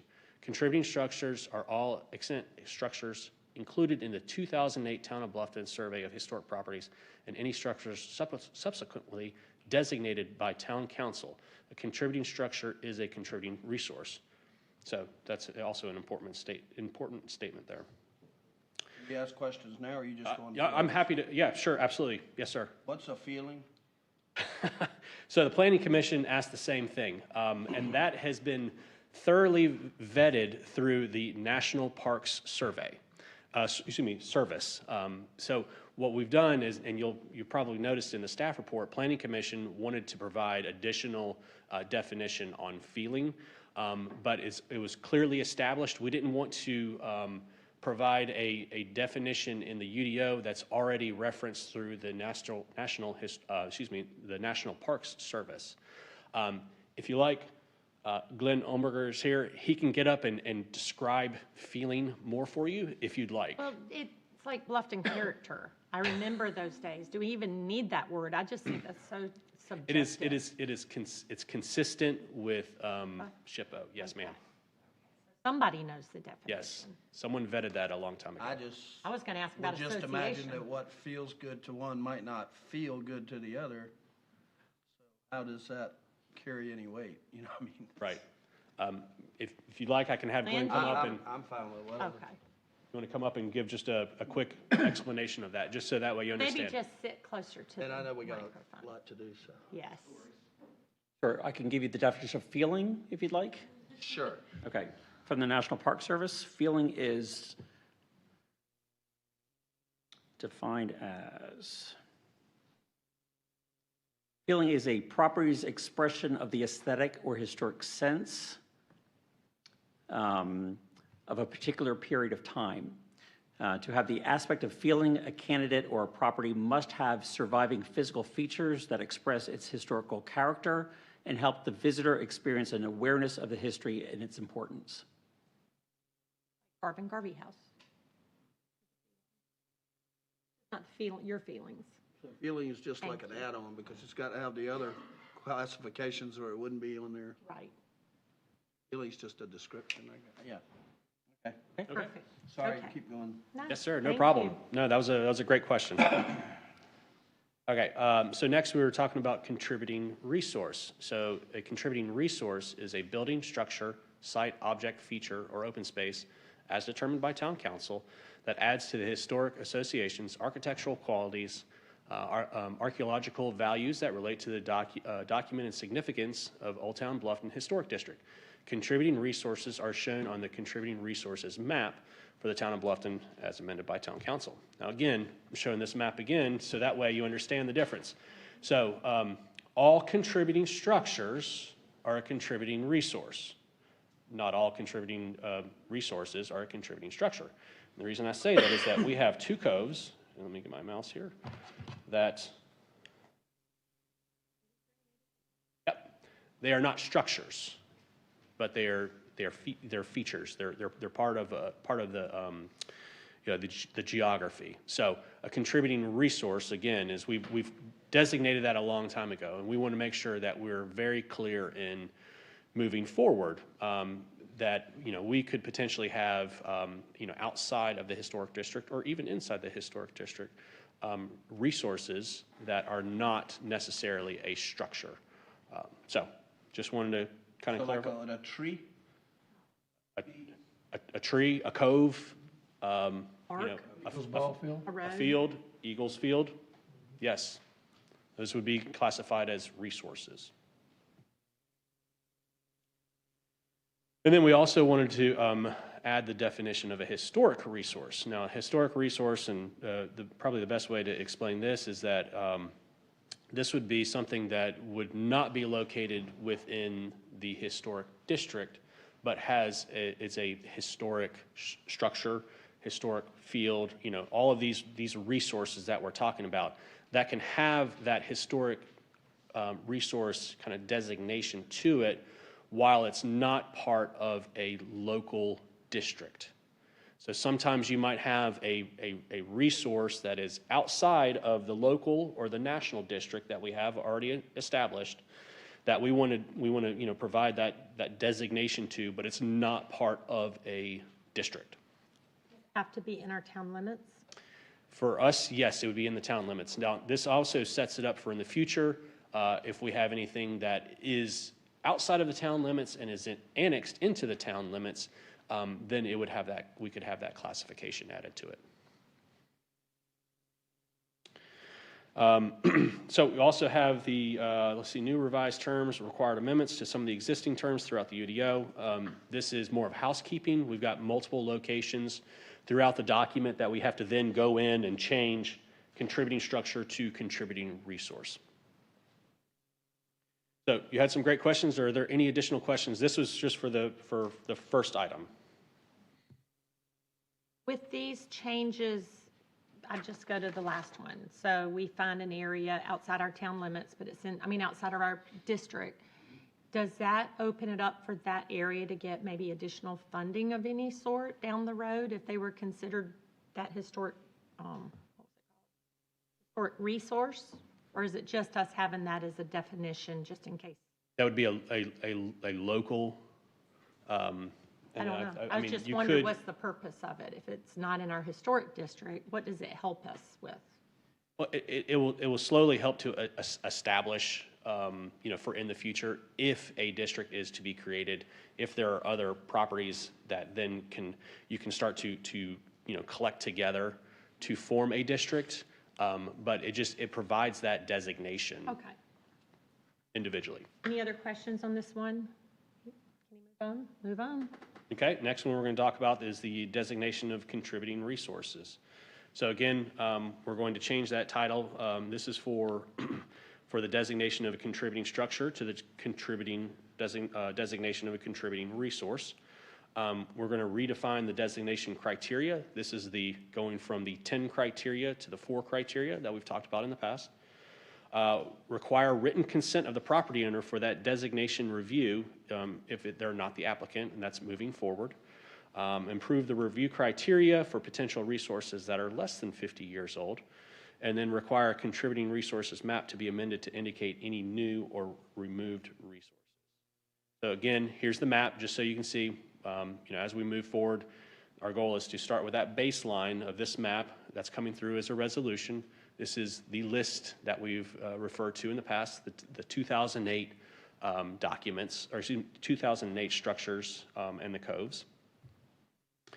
So I'm not going to go through these. These are the 10 criteria that we've talked about numerous times. And what we've done now is we've consolidated all that. So must be 50 years old, must retain the integrity of location, design, setting, materials, workmanship, feeling, and association. And then it also must be at least one of the following criteria. So these 4 criteria are consistent with SHPO's criteria. So we're aligning our review criteria to make sure, and it's just, you have to meet one of them. So you don't have to meet all of them, it's just meeting one of them. So 50 years old, the integrity, and then one of the criteria.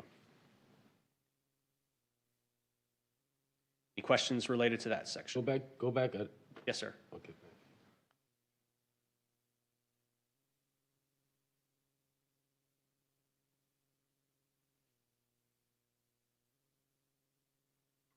Define work of a master? I'm gonna let just some type of explanation. But So work of a master would be, for example, United States Capitol building, the dome done by Thomas Usick Walter. Thomas Usick Walter would be considered the work of a master. so a house that was built by a local carpenter, would that not? That's Not necessarily. That's not what we're trying to say. But if the local carpenter happened to be someone that was known nationally, or at least statewide, yes, it would meet that criteria. But not just locally. Right. Not known. Okay. Right. Thank you. Yep, I'm good, thank you. Okay, yes, sir. No questions? Okay. Keep going. All right, next one was the proactive preservation, maintenance of the contributing structures. So we've made some changes. I think, when we started this process, proactive preservation the goal was, enforcement and compliance, and we've turned that around. We've now, based off of all of the incentives that we're looking to do, This is meant more to work with property owners to give them every possible tool that we have in our toolbox in order to get them to bring their property up to code in the sense of making necessary repairs, because our ultimate goal is the preservation of our historic district. So this code now is set up to do just that. It's to refocus from an enforcement to a working with them to see what grants are available that are, both outside of the town as well as inside, including possibly the Bailey bill, and then the other incentives that we have in place. We did remove the economic hardship again because the goal is that financial assistance that we've talked about is steering them to that route. I'm happy to go through. I've put up here the review criteria for both the terms definitions where they've all been met. For the designation of criteria, they've all been met. And then for the proactive preservation, which have all been met. Planning Commission, you can see that they did provide a recommendation. They had the concern about the word feeling when they provided their recommendation for terms and definitions. They approved the application for design criteria, and then they did have some concerns about the word environment for the 3 criteria. However, we felt that is picked up already in the definition that we have. So from a staff recommendation, we'd actually recommend that all 3 of those would be approved as submitted. So this evening, your actions include to approve the application as submitted, approve with the amendments, or to deny the application as submitted. And just from a next steps standpoint, at the town council meeting in December, we will bring back these UDOs for a public hearing and final reading. The Bailey bill will have the presentation of that historic resource survey, the adoption of the resource survey, the adoption of the resource map, and then the adoption of the preservation grant programs, all with an effective date of January 1. I'm happy to answer any questions if there's any additional discussion. And I do have 3 separate motions that are necessary for the 3 separate items. One question, Sir. Mayor Pro Tem. Contributing structures that we have listed now that we deem to be contributing structures. And we get maps, pictures, and understand why we call them contributing structures by the same definition that we have here now, feelings, and I want to make sure that wherever we are, wherever we land, we have the same understanding or same approach to each property. So we can provide, copies of all of the like images of all of the structures and the data resource that was used in 2008 when that was established. So the goal is to provide a base to work with. So we have been going with this 2008 list obviously since 2008. We want to make sure to establish that first, and then at that point, with your request, we can go forward and start looking at all of the ones that you'd like to look at to potentially see if they still are meeting that criteria or they are not meeting that criteria. However, in order for us to do that, we need to establish the map that has all of the lists and then kind of start from there. So we're not going to say certain houses are on or off tonight. We're just establishing the area they all sit under. What we're doing is we're providing a place for everyone to go to know what has already been established from 2008. Yes, we're not changing any. We're not recommending any changes to that right now. Just because we need to set a baseline and then work from that baseline. The baseline can be worked on over the next few months. next? Yes, at your discretion, absolutely. I didn't mean to jump in. Just a question though, what happened to our study? I thought we did a contributing structure survey. Is that, That's coming in December. okay, so Yes. that's the survey that talks about the Yes. structures? Yes. Okay. Any other questions? Everything's, just to follow up, everything's kind of run concurrently. You got first reading for stuff tonight, and the next month you'll have stuff that are resolutions coming with second reading and resolutions, just like the grant programs that we discussed at work session. They only need a resolution. They'll be on the agenda in December to get approved as well. You got kind of a bunch of stuff running concurrently with historical preservation. And I did a drive around with Glenn and Heather. Were you with us? No, ma'am. No, and Stephen. And I would urge you all to get it. Glenn, you would think has lived here his whole life. He knew more about some of these houses than I knew about. And really, we talked about what Dan had talked about. You know, we're the ones we'll fall on our sword for. We're the ones here. And he really helped me with stories. Now I want to go back by myself and kind of walk it. But I would urge all of y'all to grab them and do it. It's a nice hour about. We looked at most of the ones that maybe we didn't know about. Like I knew about Garvin Garvey. I didn't need to go there. So I would suggest y'all reaching out to Stephen and doing that. Anything else? Okay, so we have 3 motions. We'll start with the first one. Is there a motion to approve the amendments to the Bluffton Code of Ordinances, Chapter 23, UDO, Table of Contents, Article 2, Section 22, Article 3, Section 318, Article 4, Section 42, and Section 44, and Article 6, Section 6.3, and Article 9 as related to the certain historic preservation terms and definitions? Second? Any discussion? All in favor state by saying aye. Aye. Aye. Opposed? That's 4, unanimous. The next was on the designation of the contributing resources. Is there a motion to approve amendments to the Town of Bluffton Code of Ordinances, Chapter 23, Article 3, Section 325? So moved. Your second. Second. Any discussion? All in favor state by saying aye. Aye. Opposed? That's unanimous. And the final motion is to approve the amendments to the Town of Bluffton Code of Ordinances, Chapter 23, Article 3, to establish Section 3.26, proactive preservation and maintenance of contributing structures. There's second.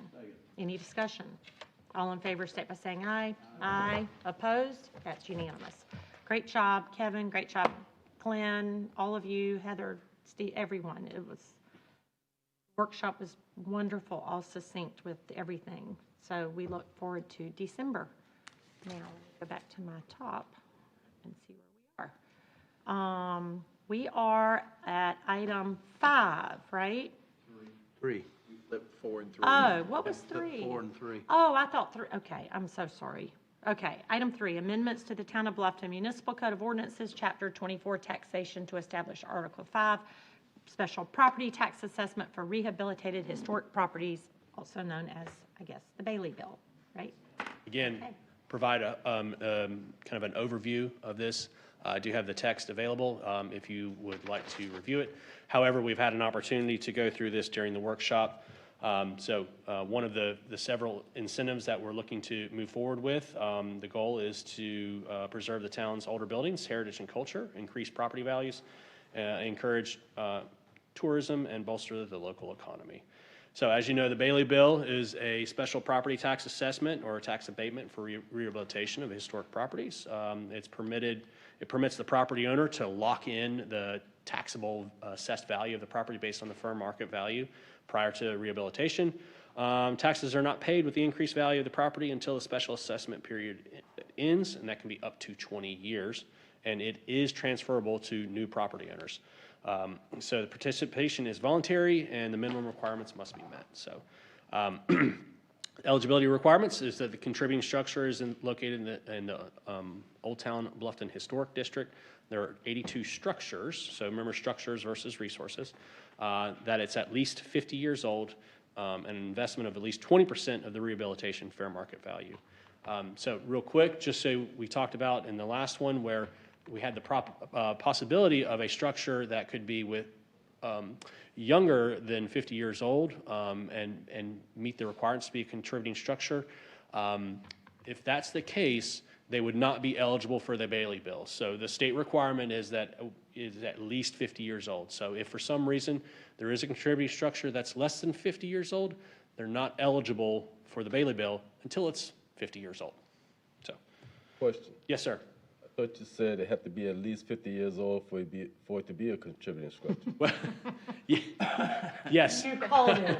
Again, I gave an overview, but one of the sections we had talked about is there is the possibility of allowing for a structure that's under 50 years old, but it has to have extenuating circumstances and it would come in front of you. So the likelihood of that happening is, I mean, a very special event would have to happen on a structure for that to be even close to happening. So, but for the state code purposes, it must be at least 50 years old. Question. Yes, sir. On the Bailey bill, refresh my memory, but on the 20-year abatement, the taxes itself are never reduced, correct? I mean, how does that work exactly again?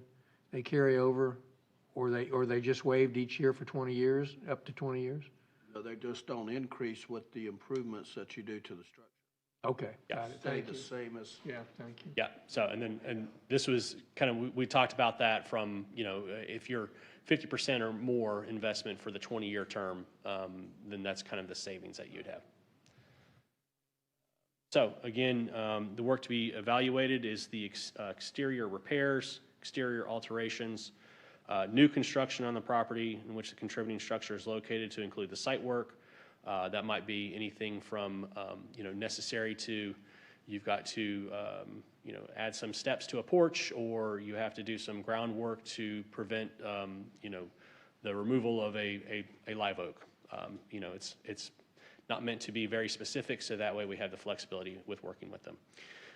This is for public or commercial contributing structures, and then interior alterations for primary public spaces. Again, that is for if you have a structure that has commercial use on the bottom level and then residential on the top, you can't use the abatement for the improvements for the residential portion of it, just the commercial portion that's open to the public. And that's where we talked, just to make sure that it's that public use that's associated with it. And then any remaining work where the expenditures for such work are being used to satisfy the minimum expenditures for rehabilitation. That includes, including but not limited to alterations to mechanical, plumbing, and electrical systems. So qualifying expenditures, that's the improvements located on or within the contributing structure. The improvements outside are directly attached to the contributing structure, which is necessary. The architectural and engineering services attributed to the design of the improvements, and that's capped at 20%. So that way someone can only use, if someone used an engineer and an architect and they spent $100,000 on building design, it would cap up at 20% of that they could use to meet that requirement. And then the cost necessary to maintain the historic character or the integrity of the structure. We talked about the assessment terms. So again, if you invest 20 to 29%, it's 5 years, 30 to 39 for 10, 40 to 49 for 15 years, 50% or greater, you can get up to 20 years.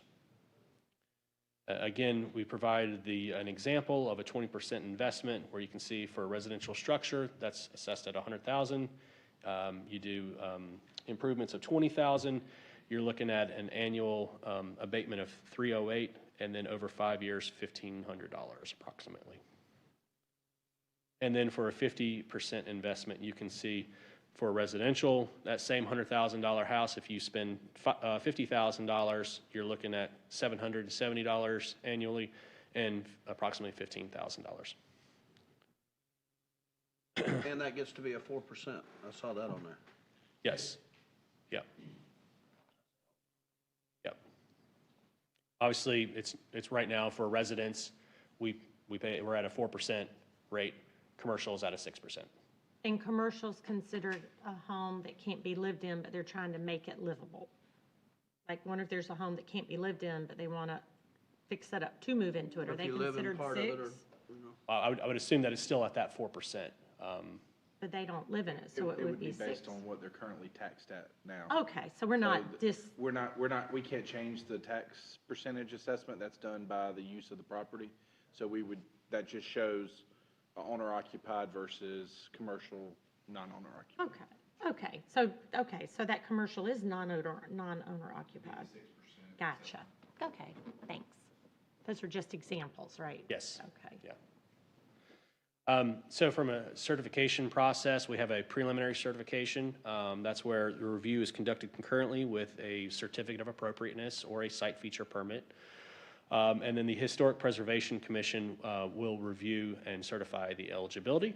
And then for final certification, we'll inspect the project to determine compliance with the preliminary certification of both the COFA or the site feature permit, determine that minimum expenditures have been met, and confirm that assessment can be granted. The property owner to contact the county, and what we'll do is we'll then provide a letter of certification to the property owner, who's then responsible for going to the assessor to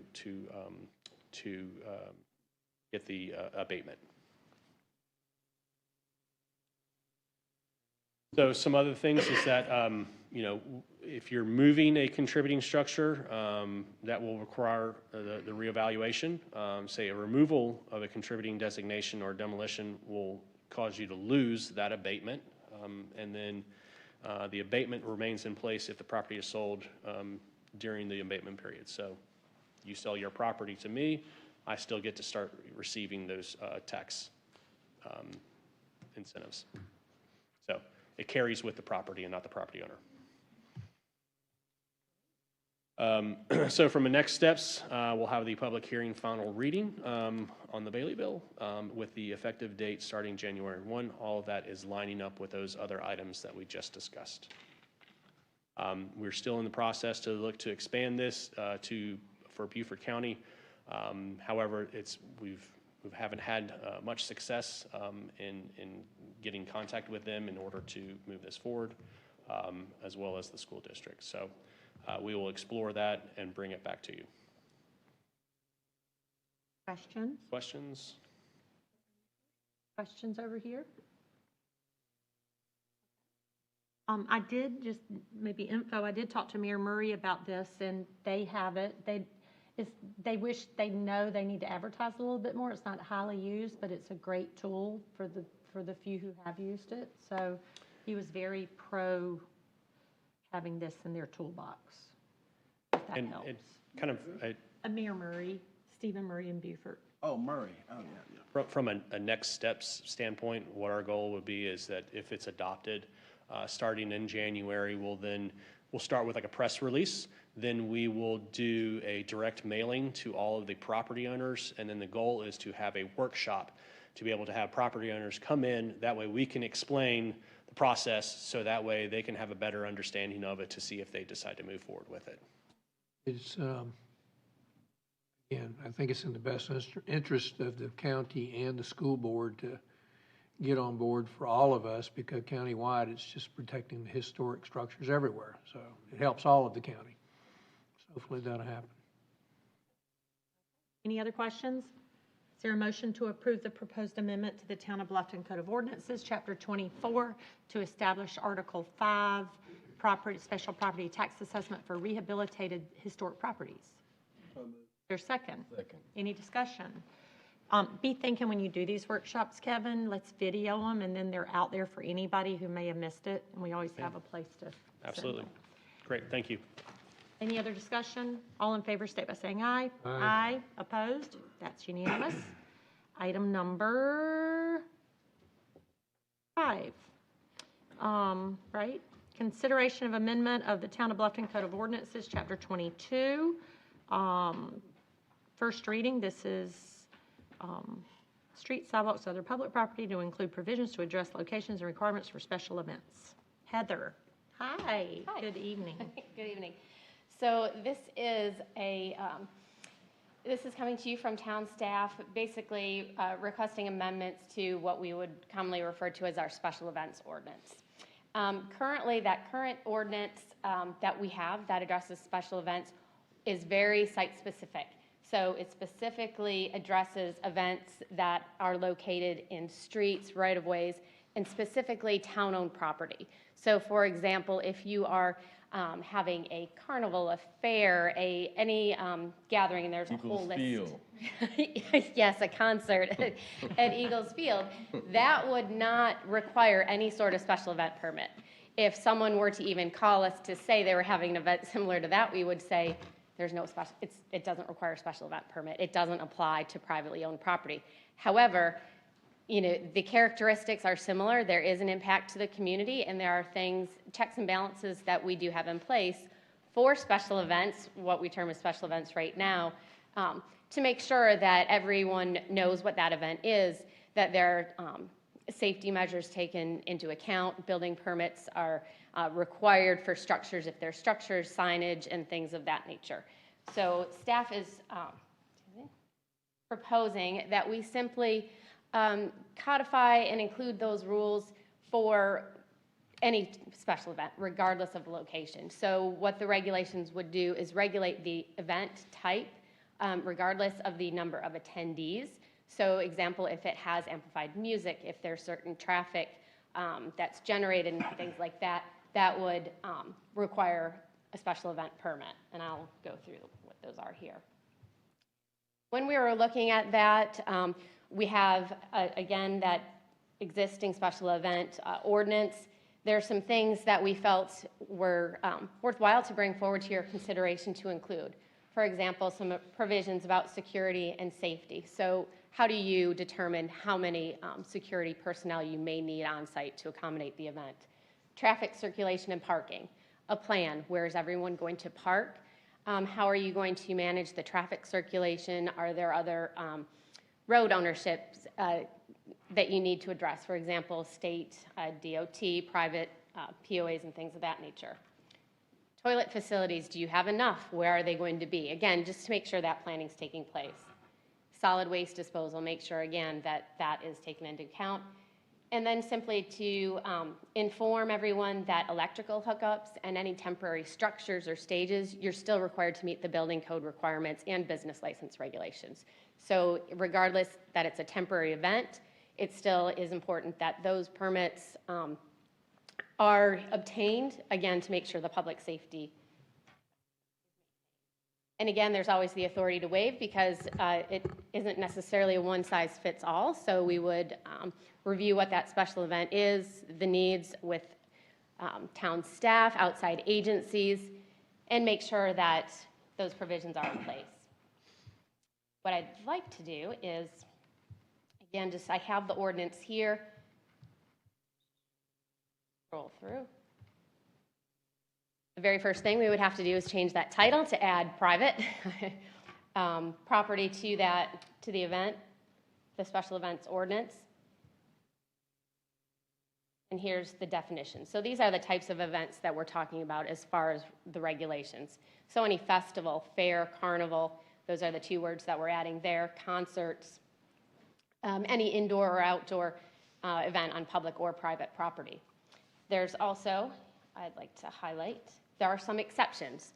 So while as we want to make sure that the public and the community are well informed and that the regulations are being met, that there are some instances and properties that are already designed and developed for events. For example, school events that are conducted on school property. Every time that there's a football game or things or something like that, we're not requiring a special event permit.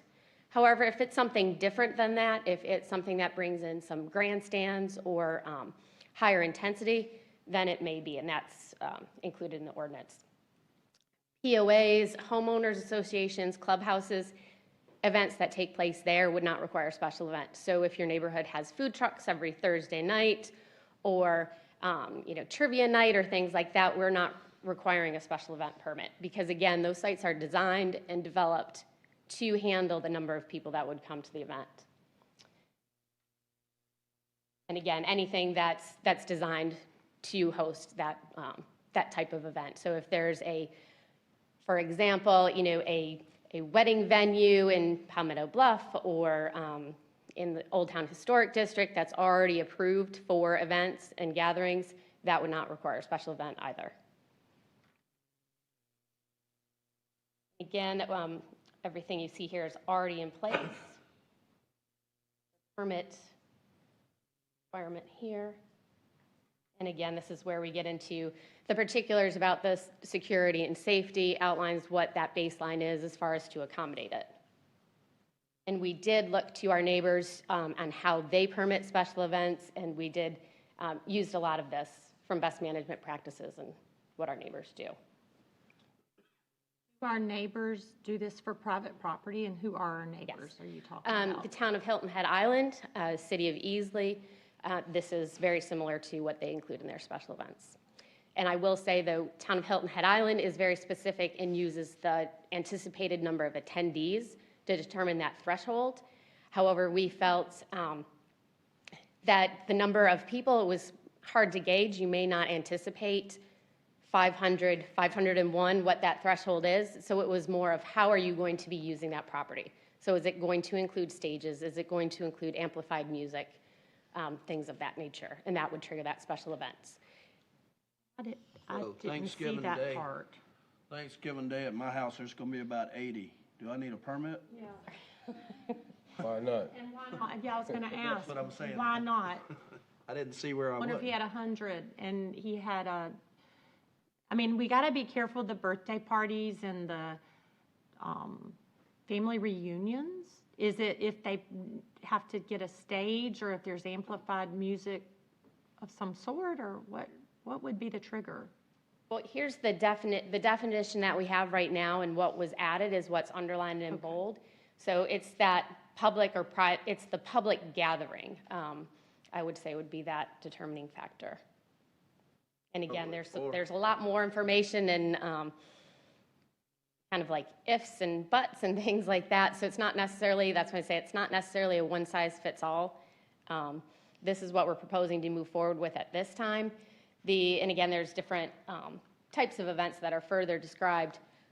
I will also add that we have a very thorough special event permit right now already established. I don't anticipate any changes to that permitting process or fees, application fees or reinspection fees or anything like that. However, if there are, we will bring that back before you for your consideration through resolution at second reading, if this does move forward. Like he had something. In your permit exceptions,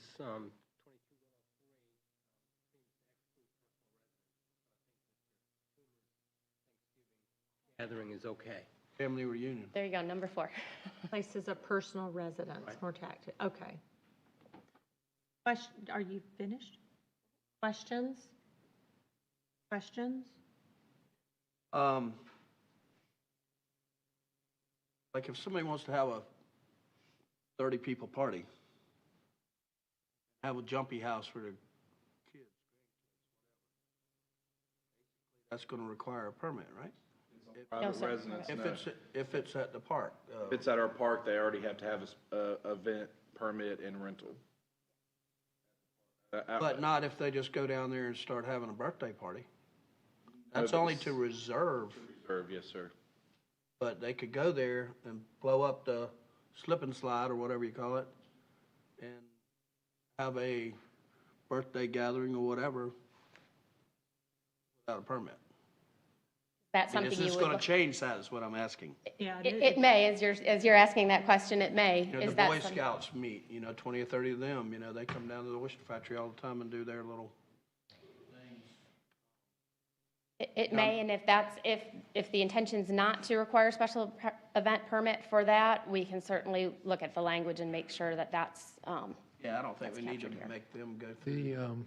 The pavilions constantly do that, which is grand, I've seen 2 and 3 birthday parties Sure. at the same time, everybody trying to squeeze up under the pavilion, but typically it's whoever gets there first. Right. Because we don't rent those, per se. Okay. And I could work with the town manager and town attorney and see if there's a way, if you're not reserving town property, that it may be exempt from that those requirements if that's the request. It's either that or set a number. Hilton Head has a number for a reason. They do. And I'm sure they could tell us if it's easy, do they wish they don't have the number? I mean, can we? What I found out, their number right now, I believe it's 250, and that primarily right now is going, during COVID, it went with the governor's orders on gatherings. Prior to that, it was 500. They will say, it's hard to say, a lot of people, when you're right around that threshold, guess that they may be under that. Some, I will also say from experience, some would rather just get that special event permit because then you're covered. It's not meant to be difficult or timely to get the permit. It's just to help inform, make sure that they're following the regulations, that they know there's regulations. There may be an event that occurred, and if they're not required to go through the process, they may not know that they're still required to get an electrical permit for lighting and music and things like that. So it's not meant to be difficult to go through the process. It's just meant to be informative so that everyone knows and that the community is safe and there's no detrimental effects. So, for clarity for me, pavilions, what do we say? Why don't we come with a lower number, 75 or 50 or 100 or something that's, I mean, they're you know, never clear more, all the little yeah. stuff and not complicate it. I don't. If that's council's direction, we can look at a number. Like Heather said, we hesitated on going with the number because, for example, we have the Veterans Day Parade, where they're doing a concert at the promenade that night. I don't know how many people, or I don't know if they know how many people are going to be attending. So there's some question on who do we allow to set that threshold if they come in and say, we're only expecting 75 people. That's private property there. Still falls under. But they have amplified music, so aren't there triggers? They would fall, that is something that, moving forward, that would fall underneath this. Right, right. And currently, right now, for example, that's a good example. If they were to have that concert in the promenade and that square, that park area, there's no special event permit required at this time. What staff is proposing, that a special event permit would be required because we're anticipating that there will be an effect on the traffic, that there will be a need for bathrooms, there will be a need for trash cans and garbage, like I stated. Depending on the number of people they attend, do they need to have, police presence? If there's an issue for fire, EMS, those are the kind of questions. And that's where we didn't put a number in there because if you depend on the event person to set the number, Fred, you see what you've done? Give us an example. Yeah, and I'll go back. I waste a lot of time on Fred tonight. Fred, I like that it's no charge, especially on private property. Public property, we can figure that out. I personally don't think we should add a charge. It's just making sure everybody know the notice. Somehow I think the problem is, what do we do with the unreserved sides of our public property? You don't want to make the birthday party get in trouble, and it also has ability to waive. You've got. We really aren't having any problem with our town-owned property to this point because you already have to get a permit, fill out the application, and get insurance if you have alcohol, all that stuff. Not for birthday parties at DuBose Park. I mean, I don't see where that part of it's broken now. Well, this is pertaining to private parties over 250 people or something, or, Yeah, is this only pertaining to? We need to govern the small things, We could, we could work with Terry's Fingers office to see if we could exempt the town-owned properties that don't have a reservation associated with it, because again, there's already that reservation process in place. So I'm confident that we can work through that if that's your intention, to not require a permit for that. Just don't want to question.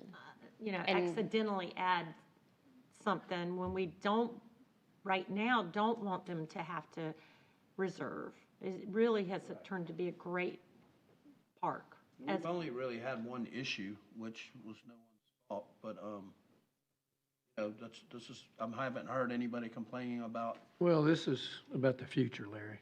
it could be anything. I mean, look at the concert that happened nationally the other night. I mean, anything can go wrong. I mean, Was it you know, Houston? that's what I mean. Anything can happen. Anyway, and town manager has the ability to waive off common sense, requests or questions. And we can go back and take some of the comments that council has and look at tweaking a few things and bringing it back.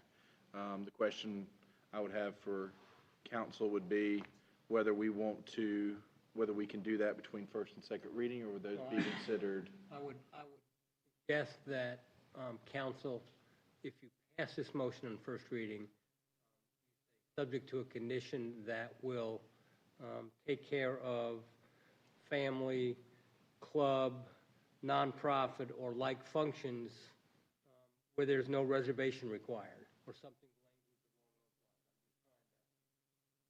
Trying to assimilate and figure out how to deal with the issues that you've brought. I'd first written down maybe a number of people, but I hear you don't want to use a number of people, perhaps, or maybe it's 100. I don't know. But if there's no reservation required on town property, we don't want a special event permit to be required for something like that. I don't think anybody should, to use our parks, that's what we built them for small birthday parties and all that. Sure, if you want to reserve the public property, yes. You go through the process with all that criteria. But just to go use it, walk and cut a birthday cake or play with the kids, whatever, I don't. Yeah, we're really talking Picky. playground. That's really what we're focusing on right now. Playgrounds. I mean, where the pavilions are at. That's the only thing. I mean, we're not. Well, I mean, to me, it sounds like the proper thing tonight might be to table it, let us work on some language for you, bring it back for first reading in December. Is there a motion to table this until December to get added language to our comments? I'll move Is there a that motion, second? yes. Second. Any discussion? All in favor, state by saying aye. Aye. Opposed? That's tabled. So y'all can figure that out. Great. We'll work that in. That's awesome. Thank you. Thank you for putting it together in some format. I just lost my meeting packet. Okay, next we have Kevin, and it is item 6, consideration of an ordinance for an approval of the Fifth Amendment to the Palmetto Bluff Development Agreement to provide for dockside fueling and second dry stack boat storage at the Big House Tracks Anson Marina.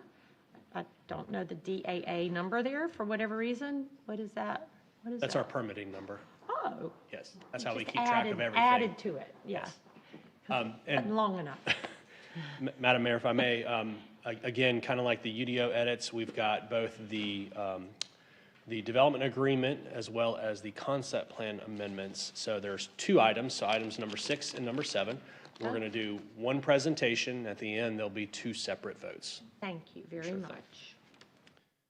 And thank you for the introduction. Again, this is a request by Palmetto Bluff Development, LLC, for the Fifth Amendment to the Palmetto Bluff Development Agreement to provide for dockside fueling and a second dry stack boat storage at Big House Track Anson Marina, as well as the Second Amendment to the Palmetto Bluff Concept Plan to provide for dockside fueling and dry stack storage at the Big House Track and Anson Marina. Just a quick timeline here. So March 23rd. Give me a timeout. Yes, ma'am. Yes, ma'am. Sure thing. Y'all would sit like spread out every 3 chairs. I just hate to make you stand back there, and I always get nervous when I see people standing. Thank you. Okay, sorry. No problem. Okay. Yep.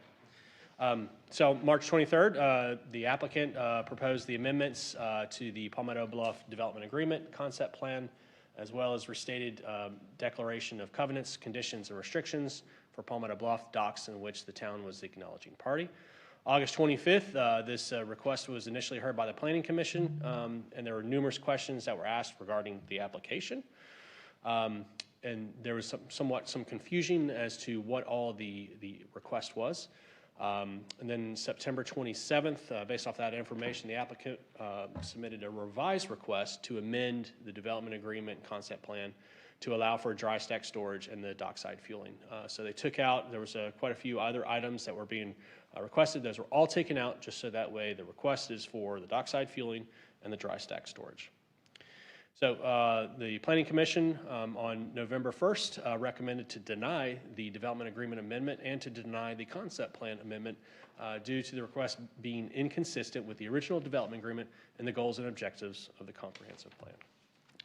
So what are the proposed revisions? So you can see this is section 10.7.6 of the development agreement.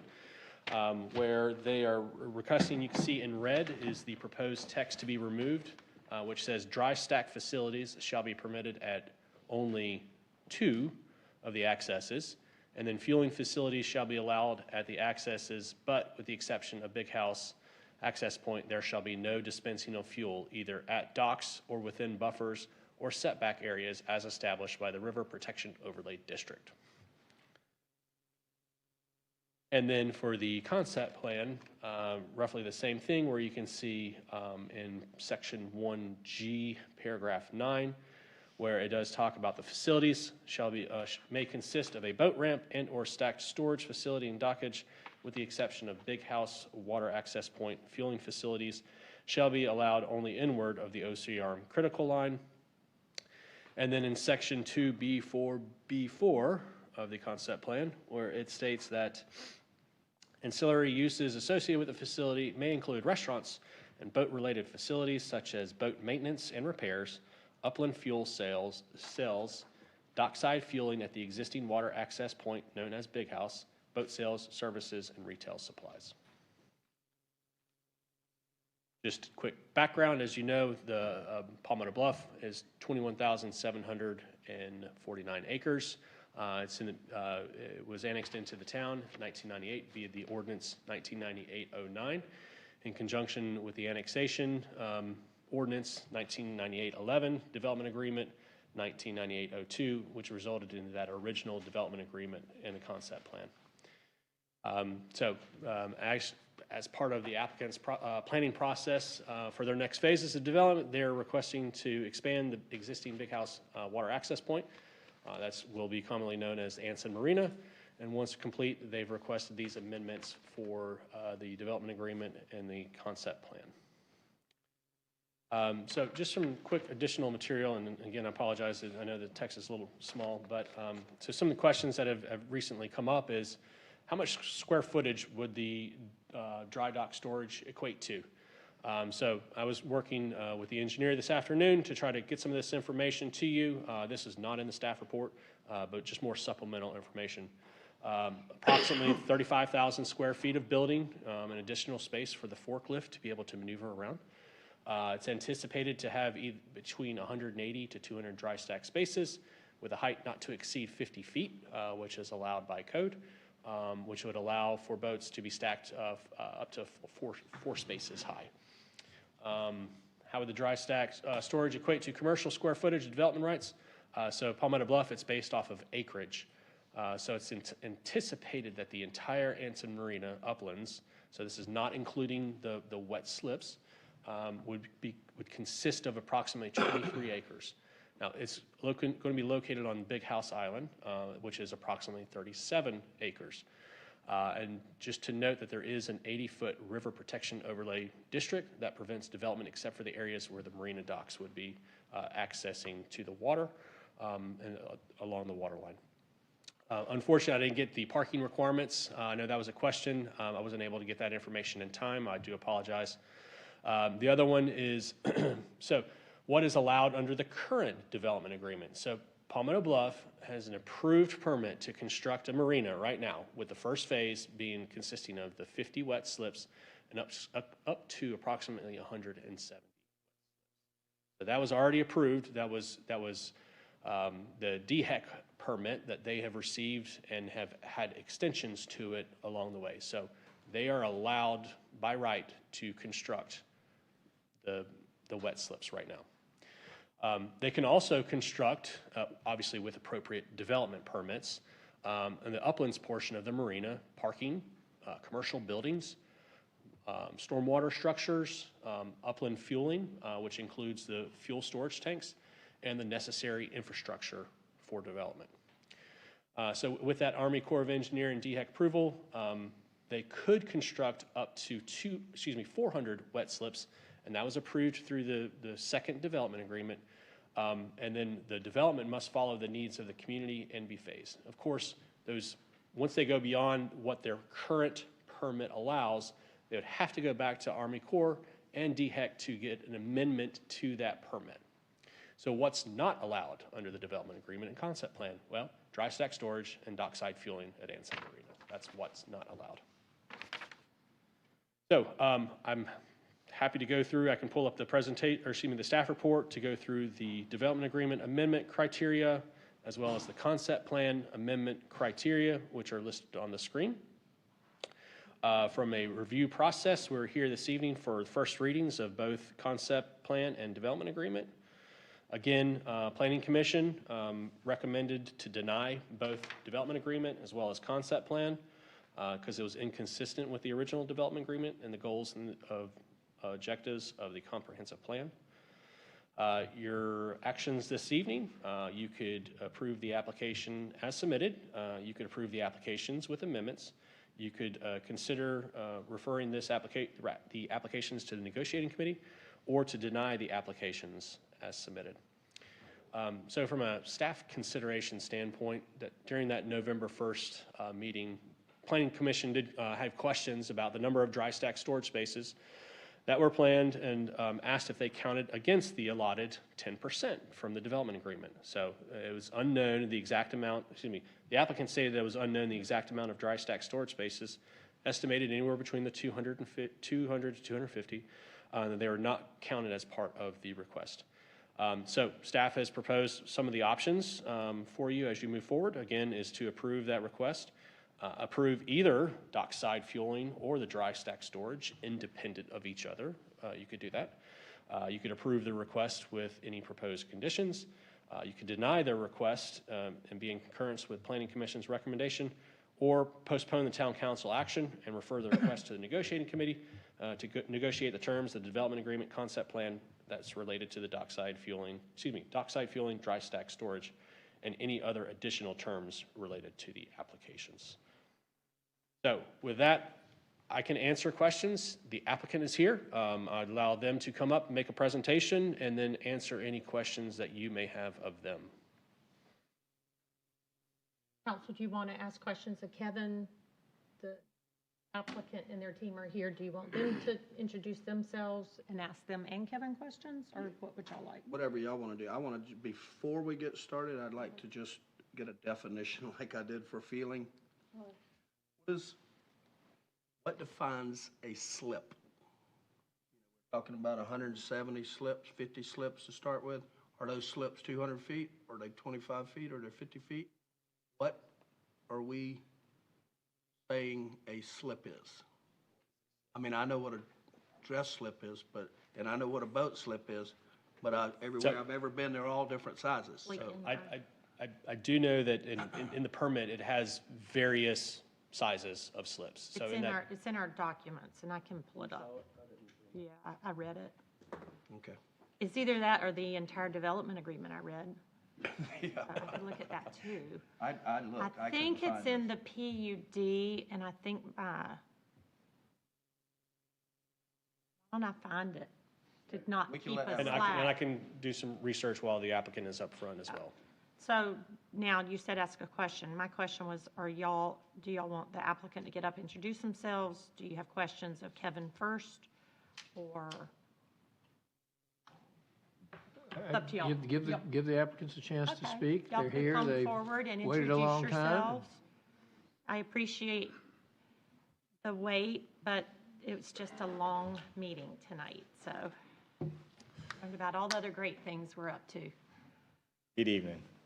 My name is Will Culp. I am a partner with South Street Partners, and we're the new guys in town. We are incredibly excited to be in town, and as we have, we've been here 90, 120 days now. And if I may, I want to provide a little bit of background on myself and our history with Palmetto Bluff in this area and what this area means to us as a company. I remember the days, y'all might remember a name, Tommy Baisden, way back in the day. I knew Tommy, I know Tommy, knew him really well, was really good friends with his son. I spent a lot of time on the property previous to the development commencing at Palmetto Bluff. I do know how special the land is. I have spent my entire life, I have 3 young children. Our goal as a company, our goal as individuals is to do right. We want to leave this land, this world in a better place for our children as well and our grandchildren. We certainly understand that trust is earned and it's not just given. We like to think that what we've accomplished in 10 short years as a company stands for itself. However, we know that we're the new guys in town, and we're glad to be here. You may not know this about me. I actually worked for Crescent Resources back in the day. Jay Page, the Jim Mosley, Art Fields, the original vision of Palmetto Bluff. We have been following it. We understand it. We want Palmetto Bluff to be the original vision. That is our goal. We think conservation development is value created. We're not high-density developers. It's not who we are. It's not what we want to be. We picked and wanted to be in Bluffton and in Palmetto Bluff and become a fabric and a part of this community. It's who we are. We will be here for the long term. One of the most interesting things about South Street as a company, I'm relatively young. I'm 40 years old. I hope to be here when I'm 60. I hope to be here when I'm 80. And our reputation is everything. We invest and we develop in a way that allows us to be here for a long time. And we know that, and that's vital and important to us.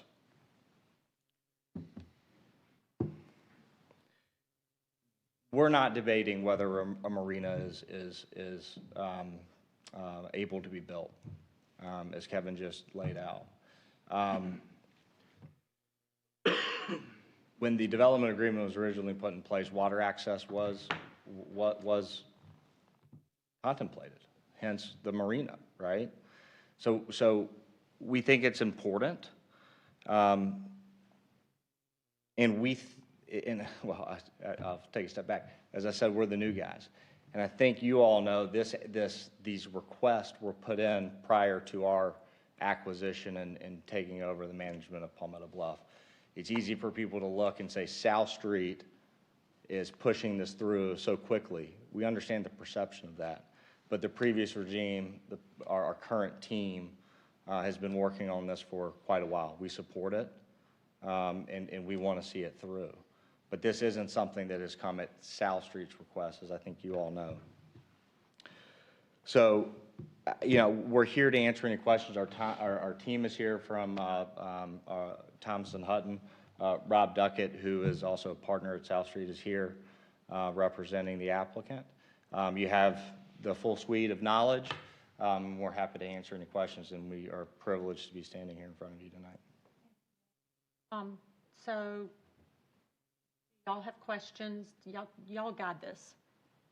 I gave Larry in our packet, which was only on page 289 of the packet, had the slip requirements and what was done back like in whatever day, 05 is when it was. So you can speak to the slip.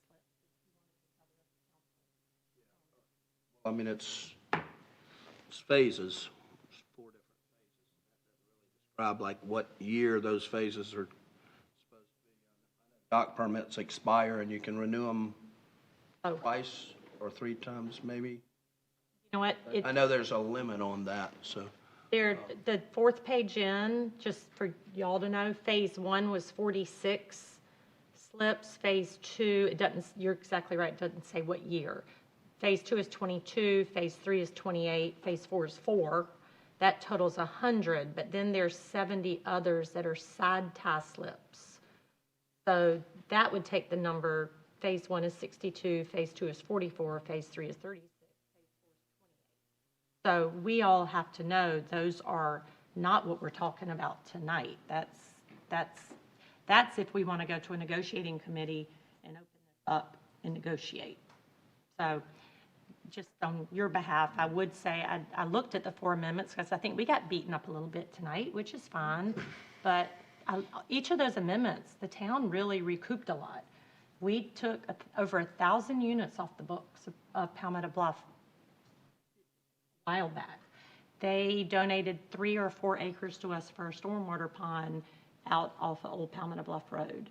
We created a municipal improvement development fund that's paying over and over and over. So it wasn't always, let's take an inch, because I think we might have given, but we also got. So, and that's what negotiations are for. And what are we now? And I'm not on one side or the other now, because I have a lot of questions and I always leave it to everyone else to ask first. So I did want to respond to that. So those 4 amendments were very good for the town. And we reduced 1,000 units, which would have been 500 wet boat slips if we would have kept it at 5,000. So anyway, questions? Ask Kevin. Dan, why don't you go first? Yeah, I was going to say, you know who you are. Ben, I hadn't seen you in light years. I didn't even know you were still around. Joking, but and we know that you have a history of conservation and things, you know, and that are important to your clientele. So we understand that, and I know that you know coming here tonight that, and you could see it in the public arena. You know, we've had our troubles with our May River, water quality issues, and you know, people are very sensitive to all of this, and you know.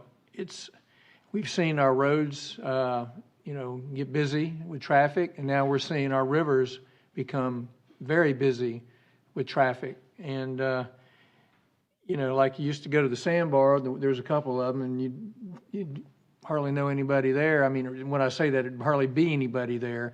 And now you go, it's like get a ticket and get in line. And that's not all indicative of Palmetto Bluff. That's just the growth of the general area. I don't even like to take my own boat out on the weekends anymore. It's like, if I can't take it out on the week, I don't even want to go out there. It's insane.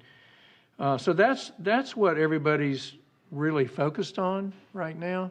And I think for me, and this is going to end up falling in council's lap to help me with this, because I think Kevin had something at the bottom about the negotiating committee, which the mayor brought up. But let me be clear. We understand here that we're talking about fuel and we're talking about dry stock or dry storage, okay? We understand that. That's what you're asking for. Neither are allowed in the development agreements that have been signed thus far. Neither one's allowed. Where I get heartburn is the marina. That's where I get heartburn. And so, you know, back to the point of negotiating, I know we can't sit here and negotiate that marina tonight, but if I had to ask myself, and I'm not going to ask Al tonight, I will call Al when I get out of here, but I'm more concerned about the ecosystem and the problems that the marina creates more so than I am about dry dock storage or fuel. So, you know, all of that, I think, brings unintended consequences. And I made a note to myself today, feed the beast. You know, the beast is the marina, and then the fuel and the dry dock storage are to feed the beast. And that's the request for this right now. We don't know what the unintended consequences will be with all of this. And I did ask about boat storage size and everything. Kevin provided that tonight. Thank you for that, because I was curious about if you ask for something, what are you going to give back? And that's where I'm trying to go with this. The one thing I said to one of your former employees, Dallas, you know, I can't even believe coming in here, and this is just me, because I'm a visual, operational kind of guy. I can't believe coming in here without even a rendering or a drawing of anything indicating what the marina is, how the scope of it. Have some, Dan, we can put up. Well, no, you know what? Just send them to us, okay? Because I don't think we're going to resolve this tonight. I haven't seen them, okay? The other concern is if you have the marina, and again, I'm not trying to negotiate right now. I'm telling you my thoughts because I want to throw it back over to council and he can advise us. My God, the traffic that you'll be bringing in there and the larger boats and everything that will be coming in there, far more than anybody here anticipates right now. We can't even see all of that. I was hopeful that your primary concern was like what you already have with the dry dock storage you have now to take care of your clientele there. You can fuel the boats up there, not on the water. You can pick the boats up, you can put them out. Mr. Public can walk out to the boat, get on it, and go on his merry way and bring the boat back, and it comes back out of the water, and it's not impacting everything like a marina would do. I guess for me, I don't feel good about the request. And so I want to know if we passed it over to the negotiating committee, Terry, can that open the conversation about the marina? Absolutely. Okay. Because that's where my focus is, Right. The only suggestion I would make is, Kevin's, this is what you can do. I would change the wording a little bit in number 5. It says town council action and refer the request to the negotiating committee to negotiate the terms of the development agreement and concept plan, which relate to dockside fueling, dry stack storage, or any additional terms related to, he has applications, I probably would say development agreement. So you can talk about anything under the development agreement at that point, not just the application. And the long answer to your question. No, I love it. And, and that was where my head was because, when you talk about the ecosystem out there and, the marsh grass and stuff like that, it's more impacted by the marina than it will be boat storage. So that, again, all of this plays into where my head's at. I want to go back to the negotiating group, committee, and throw it at their lap, and then let's hammer this thing out and see if the client, the request is there space to negotiate that? If there's not, then declare that now. So I think I've said plenty. Ed, you want to go second? He wanted you to go second. All right. So, as you guys probably know, really familiar with that, every bit of it. Probably seen it thousands of times more than y'all altogether have in your life. I probably pump more fuel over the water than all of these people in here and the rest of them in Bluffton because I've had a big boat since I was 21. And when we put fuel on, we normally put 6, 8, 10,000 gallons at a time. What my concerns are, when I ride down there, I look at the wood edge. Well, I call the wood edge because I used to mess around down there back in the days a lot. Every parcel that I could see from my boat is either got a house on it or a house being built. All the way from Moreland, all the way down towards Long Island. I call that other island, we have our own fishermen's names. That's Coon Creek, and that's one of those islands called Coon Island before you get to Long Island. We named that back in the 70s. That area in there, not talking about where you're building the marina, but you can throw a rock from one side to the other across the causeway right there. That is one of the most important estuaries that we have in this whole region. All your little baby shrimp, all your little baby fish, everything, it's just an untouched nursery for many things. I know birds too, but I'm not a bird watcher. But that's such a sensitive area. Back 20 years ago when I was invited to sit around the table when we were well, I was asked to come and give my opinion about water quality issues and stuff like that. The reason that Palmetto Bluff agreed to sell compounds in the headwaters, large parcels, so that it wouldn't affect the environment. I don't see compounds going on down there, and I can only imagine what Long Island's gonna look like one day, which if I could do anything to prevent it, I would. It doesn't need to be touched, period. Not if we care about our environment. When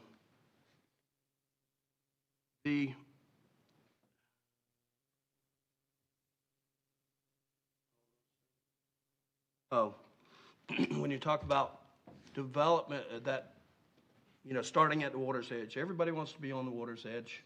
I mean, it's just an all-American dream to live on the water, have a dock, have a boat, go fishing. People bring things that are going to kill those yellow flies, those horse flies. Y'all been messing around down there. You know how bad they are? They'll eat you up. They'll pick you up and carry you off if you had to spend the night out there. So what are we going to do? When people come, we're going to start spraying pesticides and insecticides to get rid of some of those bugs, because I guarantee you nobody's going to build a $3 or $4 million house and put up with that. And those little creatures that I'm trying to protect are no different than the ones that are going to fly around and bite you. Those same chemicals killed them. So I don't have y'all's answers. I know what we agreed to in the original development agreement back then. I was under the impression with Jim Mosley, in fact, I'm even quoted in some of those articles, I'm fine with the marina going there. And that was pretty much a bargaining with them and with us at that time to keep the docks off of the May River. The 5 docks that are where they are right now, that's it. The little bit of improvements at Moreland, that's it. There's not supposed to be any more, other than the marina, which the marina was described at that time for its residents. It wasn't an issue, it wasn't brought up. So I don't have all y'all's answers, but I'll pass it on to somebody else. Comment, question? My question is always when you want to make changes, or even as a new kid on the block, it's always good to talk to your neighbors. It's always good to talk to the other people that surround you or could be affected development or your ideas, especially Palmetto Bluff. So do you have any plans to have that kind of dialogue so they can understand your vision and maybe at some point educate them on who you are and why you are passionate about being their neighbor? Get closer to the microphone. Yes. Are you referring to the existing residents of Palmetto Bluff or the neighbors of Palmetto Bluff? Well, or both? Palmetto Bluff first. Yeah, I mean, when you think about what Palmetto Bluff is, most of the density is pretty far away from where this marina is going to go, right? It's in the Wilson Village and now moving down to Moreland, right? And so those residents have made it a choice to be in that area, right, where the Wilson dry stack is and access there. So do we hold town hall meetings with our property owners to inform them of our plans? The answer is yes. Do we solicit their feedback? Yes. We're in the process of, and one thing I forgot to mention, we have re-engaged with Hart Howerton, the original land planner, master planner, ULI award winner, to help us through the full land plan of the remaining parts of Palmetto Bluff. So So the short answer is yes. We have town halls, we have meetings, we like to be front and center and explain ourselves and our vision and our plan. The marina plan has been moved to the forefront right? Given this application that we inherited and support. But the remaining aspects of the master plan, we'll continue to communicate and solicit feedback from our neighbors, our property owners. Follow-up question. In this development or this request in the development that you have on the table tonight, have they been informed about it in those meetings? The fuel over water request and the dry stack request, in those meetings, I can't say yes or no if they've been specifically told. I think our assumption is that since August 24th, it has been widely known what the request is on the streets of Palmetto Bluff.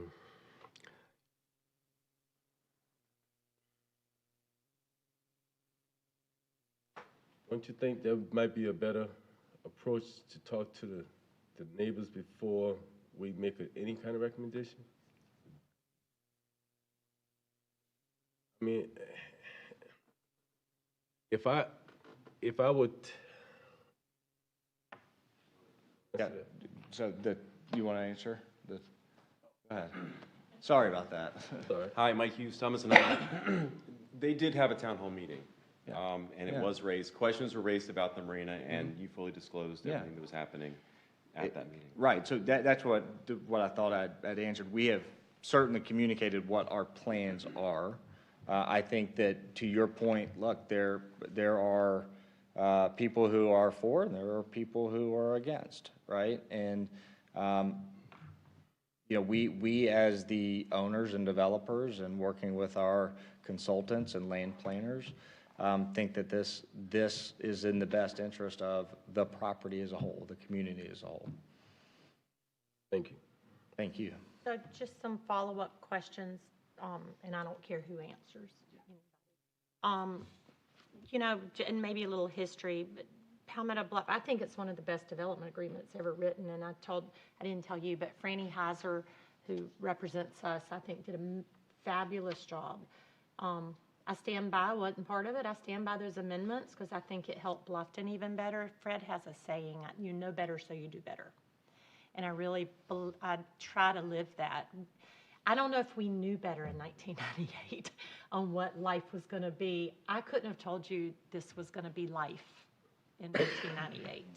We were told the number, but living it is different than putting it on paper and having an attorney make sure the T's are crossed and I's are dotted. So you are a partner. Y'all are partners, more so than any other development, because you do have to give us access. We do have a town dock that was given to us. It's the way that our residents that don't have water access can go and sit and look at the water and appreciate it and maybe lower their blood pressure a bit, because so many of us I don't have access to the water, so that's where I go now instead of going to Harbortown to look at the lighthouse.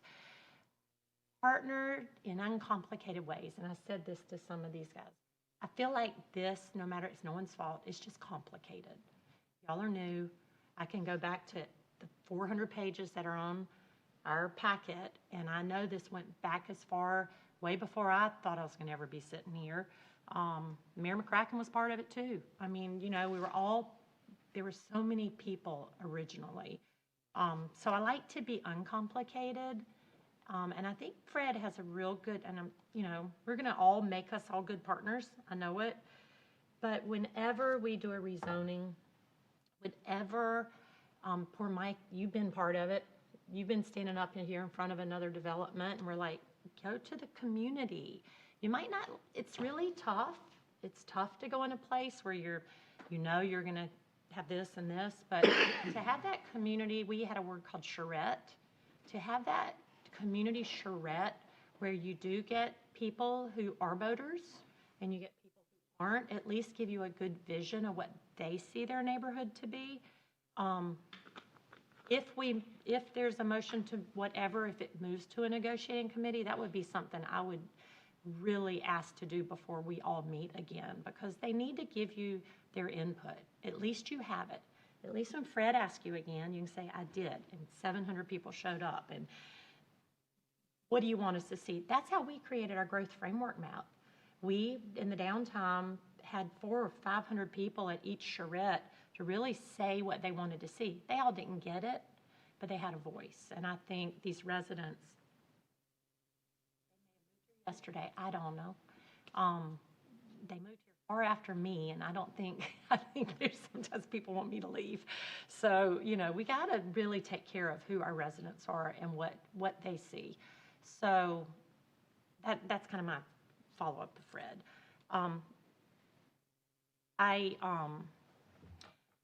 I agree, and I'm not negotiating. I do wish, and I think I'd mention it to somebody, what do you want to be at the end of the day? What do your residents want at the end of the day? And what does Bluffton want at the end of the day? And that, I believe every word of that development agreement talks about environment. It's in every other. So I think it's a little bit of stepping back, and do you want to be that place where big boats aren't going to come through that little river?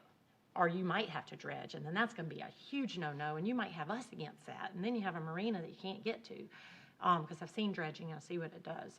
So, you know, who's using it? Are they going to do that line? And I talked to several, disclosure, I talked to several owners in Palmetto Bluff that y'all never hear from, that always give me some good guidance. And they even said, you know, this isn't going to be the boats that are at Harbortown because they can't get there, number one. So that's why it was interesting with the dock sizes. Why don't you look back and see it's for your residents? You know, I'm just throwing out ideas and thoughts. So I worry about what you can do. I know you can do it already. I worry about the size. I'm not quite as upset over dry dock if it can replace some of the wet slips. And I heard a lot of residents mention that tonight. And I also heard it, I did watch Planning Commission. And I did hear that comment, where can we lessen the wet? I'm really ambivalent about this fuel over water. I don't think the town needs the revenue for the sake of some fish. Can I talk anymore? I've practiced what I preach. So anyway, a lot of questions. I don't know if we have specifics. I think the biggest is, you know, the community. Have you been, you're listening, you worked under the best of the best. Is this development agreement antiquated? Should we relook at it? Some man mentioned birds. I read 25 pages last night on birds in the development agreement.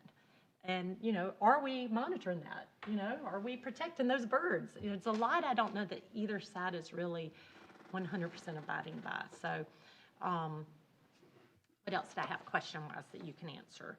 I mean, had you thought about that dredging? Had y'all thought through that when you were looking at the plan? I'll refer to my We need to make engineers. Ben talk. There we go. actually. Come on, Let's Ben. Ben. Well, we did do a bathymetric survey of the area, so we did look at that. So it has been factored into the permit itself when the Army Corps of Engineers looked at it. Introduce yourself. Oh, sorry, Ben Jones, Thomas and Hutton. So it was looked at when the permit was done. You've been part of it probably for the longest. Did you see that, well, I didn't. I mean, we got to know if bigger boats come through there, dredging's going to be an issue.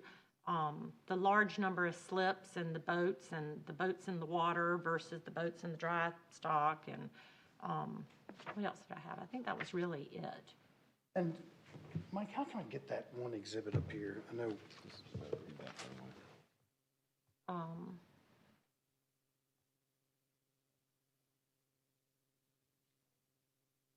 I wanted to do the one with the circles. That was good. Mayor and Council, I think this is the part we wanted to talk about too, as answering that is, one, we don't think dredging is going to be required. We did do a bathymetric survey so make sure we've got the contours.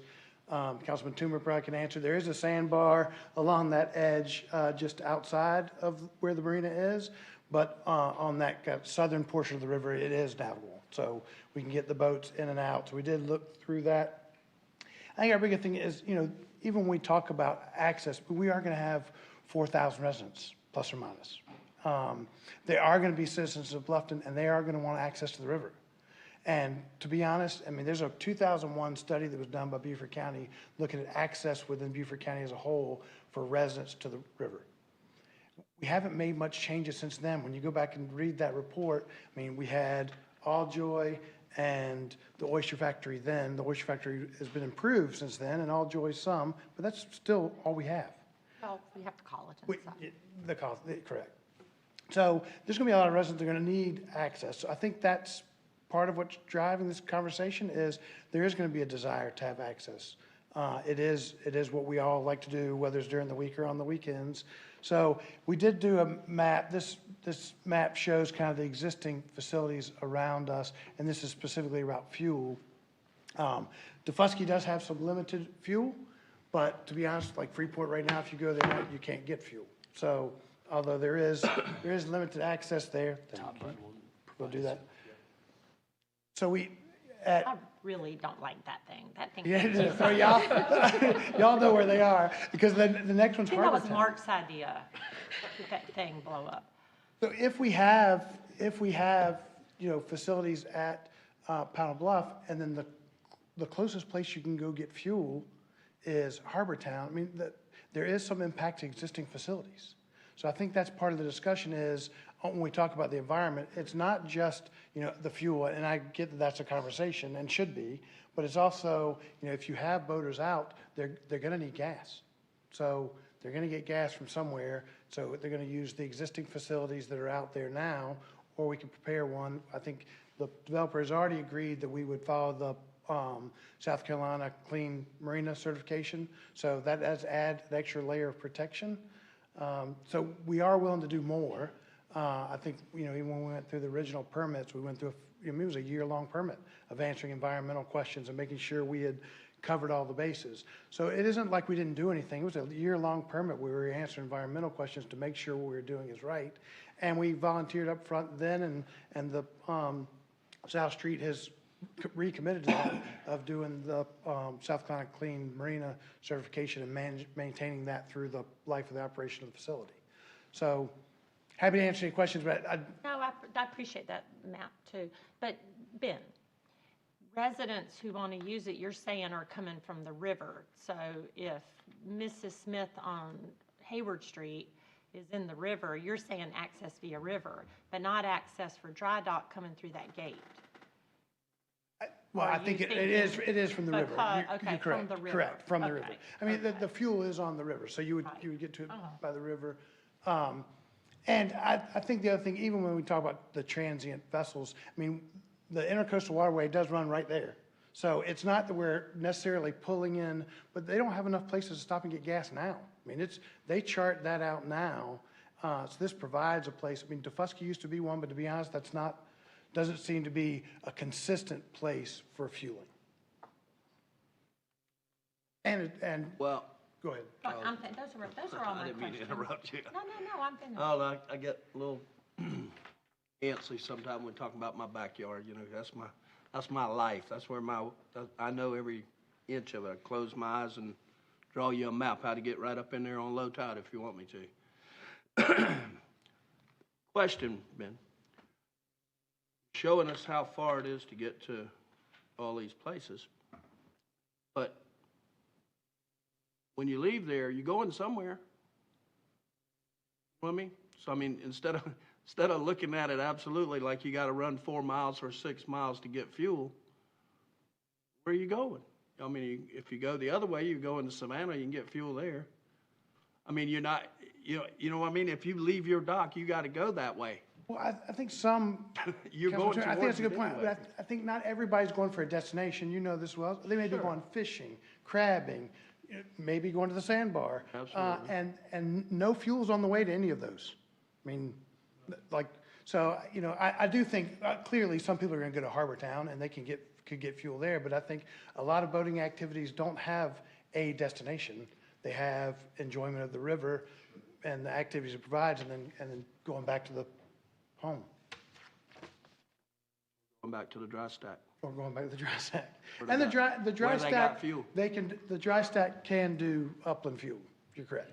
And I think that's a benefit of adding some amount of dry stack versus all wet slip, is that you certainly do get upland fuel there rather than fuel from the river. Boaters, do you think, true boaters? Now, we've kind of gone through a growth spurt. I'm just curious, and maybe no one knows yet. Maybe we need to get it with, but I wonder how many boaters, active boaters that aren't going to want to go rent a boat or get on the Grace. How many are there going to be, do you think? I don't know the answer to I don't that. I either. think back then, that was where the 10% came from. I don't know if that was a study or conversations, but that was the discussion back then. Was we were anticipating, when we did the 10% change to the development agreement, was that we were anticipating approximately 10% of our residents, especially full-time residents, were going to be looking for some type of access to the river. Okay, yes. Real quick, Wilson has a wait list of 160 boat owners right now. Thank you, because they're 80 slip. I found out today they're 80. 77. It said 80 on y'all's information.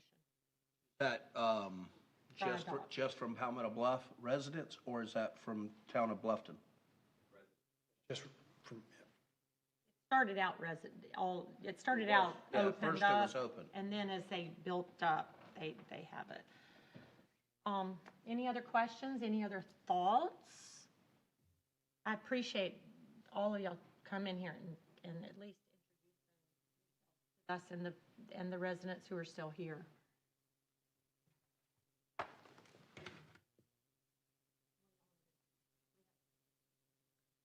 I heard what you were thinking.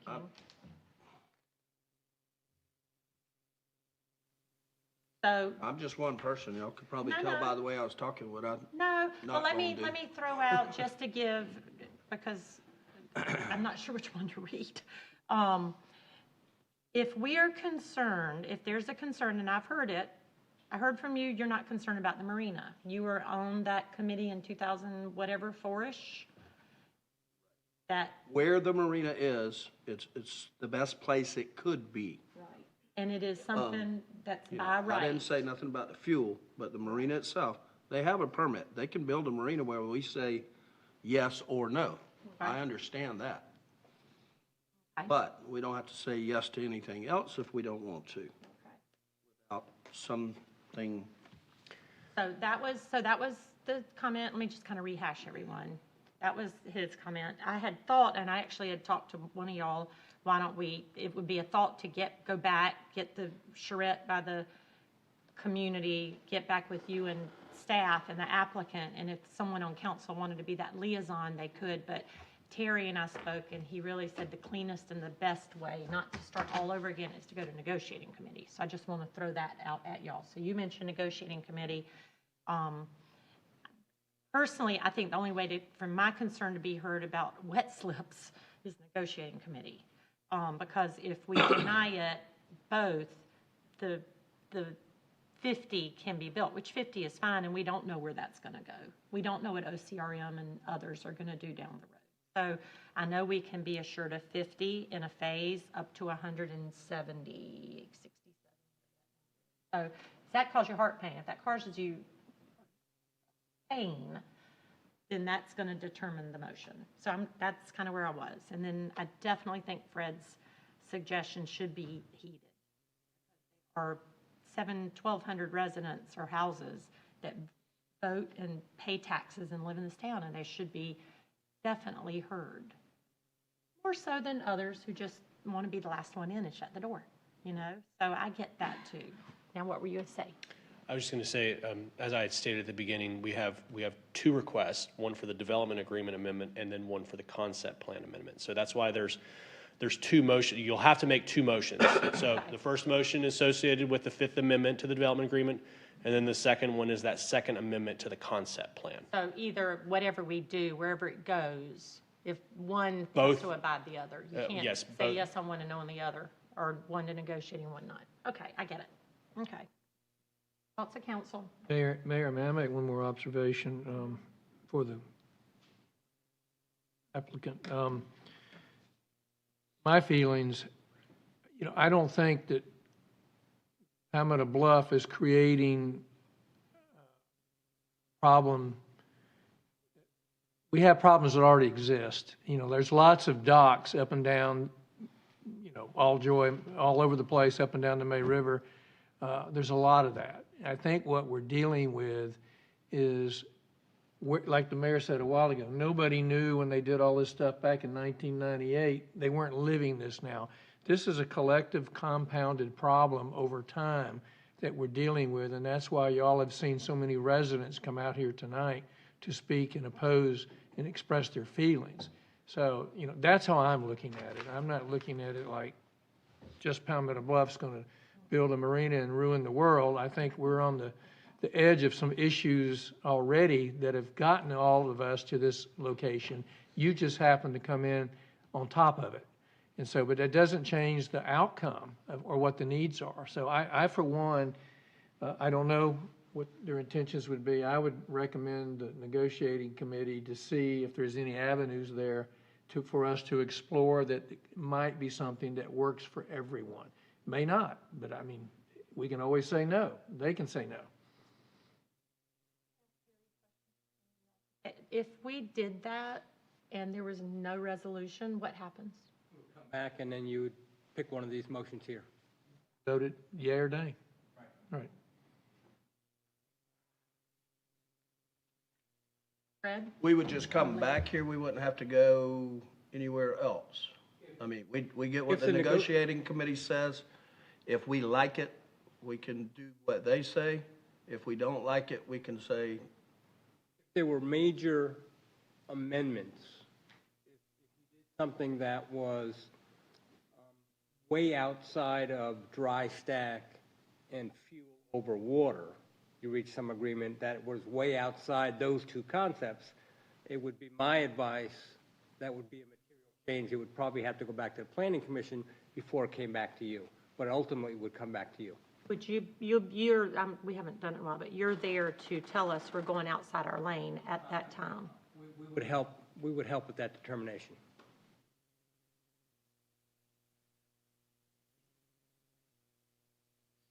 if that's what y'all want to do, but, you know. The only reason I'm leaning forward is, Right before your questions, number 5. Tell me what you want to do.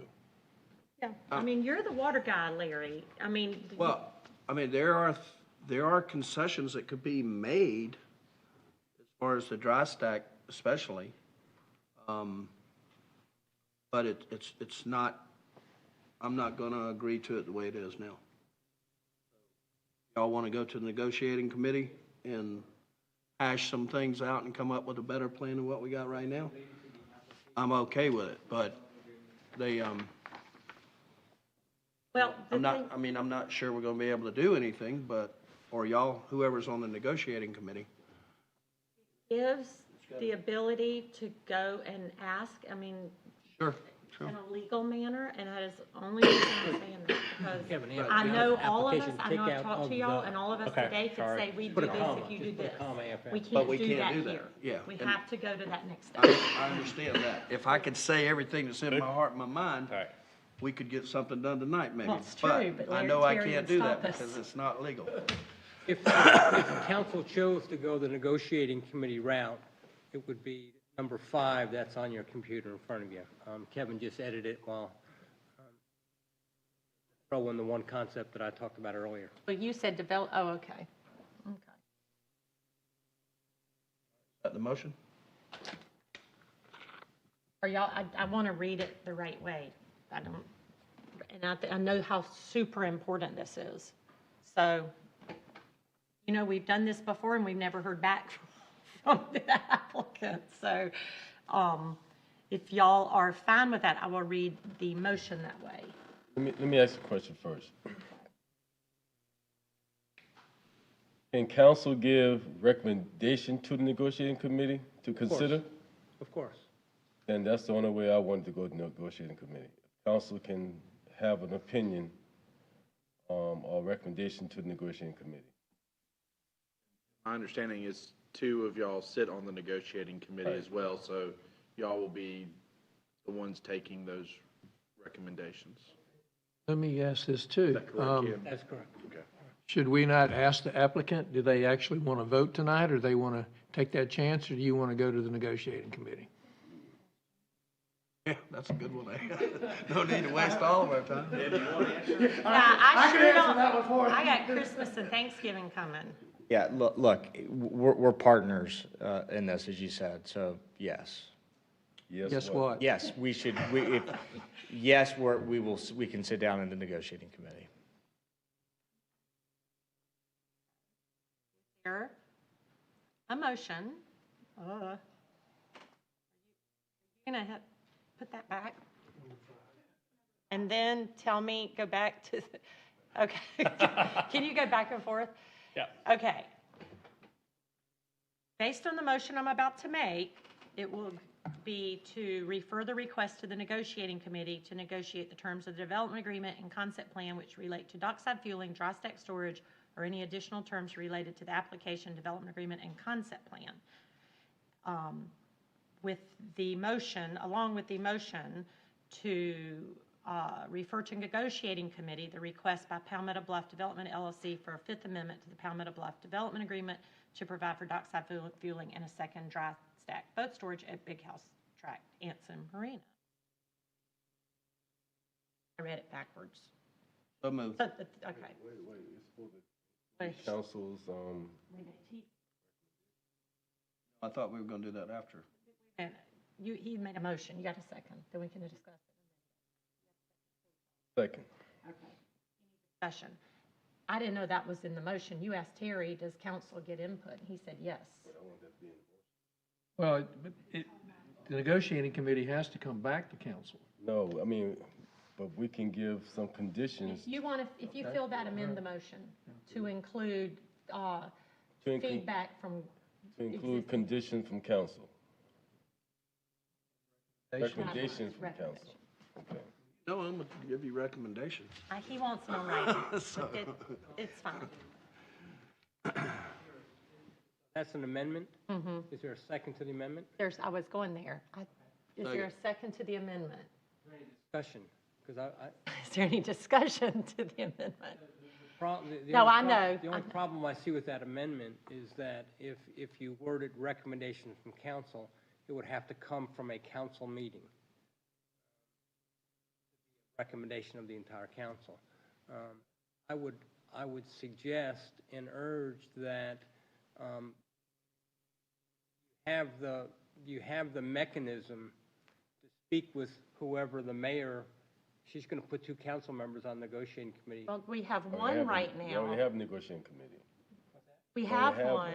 We have one. We already have Fred as affordable housing. We have planning. We have a good group right now that that has knowledge and chaired kind of seats that they don't, I but. haven't used it in such a long time, I had forgotten. Yeah. And But- so I think that if you, with Councilman Hamilton's amendment, I think it almost would require recommendations from council be in the form of a motion and a vote in an open session like this. So I would suggest that if you are comfortable with anyone being able to talk to you if you're on the negotiation committee with recommendations, that and make that part of your negotiations. That'd be good enough, I think. I would urge that that perhaps you withdraw the motion and just go with mayor's. While we're discussing it, this is also open to the public, and I know some get upset when I include public, but this is a big deal, and I will give a break for the public to talk. So that's when you're there, you can talk. I was talking about negotiating committee. Well, let's do it, then I'll go. Okay, will you I would like to withdraw my amendment. do I need to do anything else with him on that? Okay, so going back to the original motion, any other discussion? I'll just talk about it after. All in favor, say by saying aye. Aye. Opposed? The next is on the, is there a recommendation to refer, maybe go back, no, not yet. I'm going to read it right, then go back. Is there a recommendation to refer to negotiating committee the request by Palmetto Bluff Development LLC for a second amendment to the Palmetto Bluff concept plan to provide for dockside fueling and a second dry dock stack boat storage at Big House Track, Anson Marina, negotiate the terms of the development agreement and concept plan which relate to dockside fueling, dry stack storage, or any additional terms related to the application, development agreement, and concept plan. So moved. I'll second. Okay, any discussion? So just quick, I was thinking through our negotiating committee and how we really, it was like the Wild Wild West. I think we all need guidelines on what to look at. And I think Stephen can get those guidelines from his meetings with all of us of what we'd like to focus on. So maybe that will help. Any other discussion? All in favor, state by saying aye. Aye. Opposed? That's unanimous. Okay, is there a consent agenda? I think. Thank you, Kevin, and Yes, ma'am. everyone for your patience. And next is consent agenda. Is there anything you would like off the consent agenda?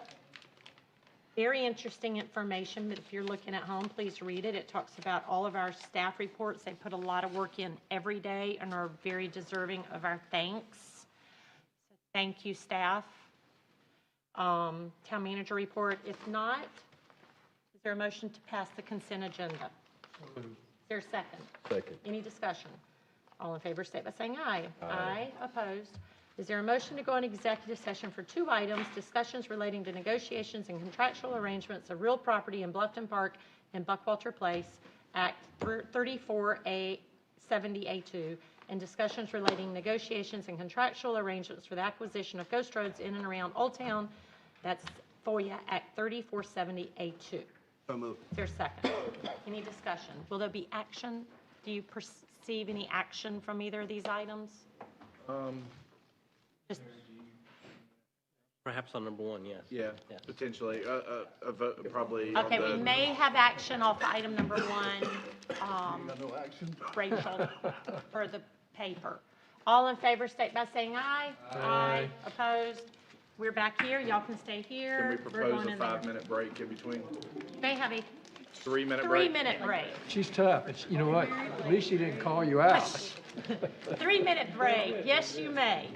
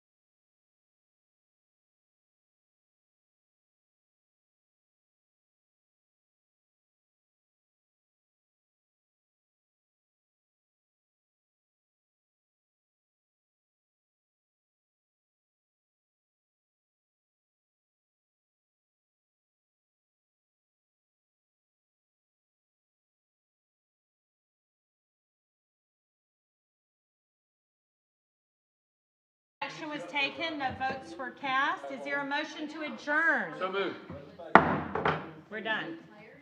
How about that? We're out. Okay. She's decisive.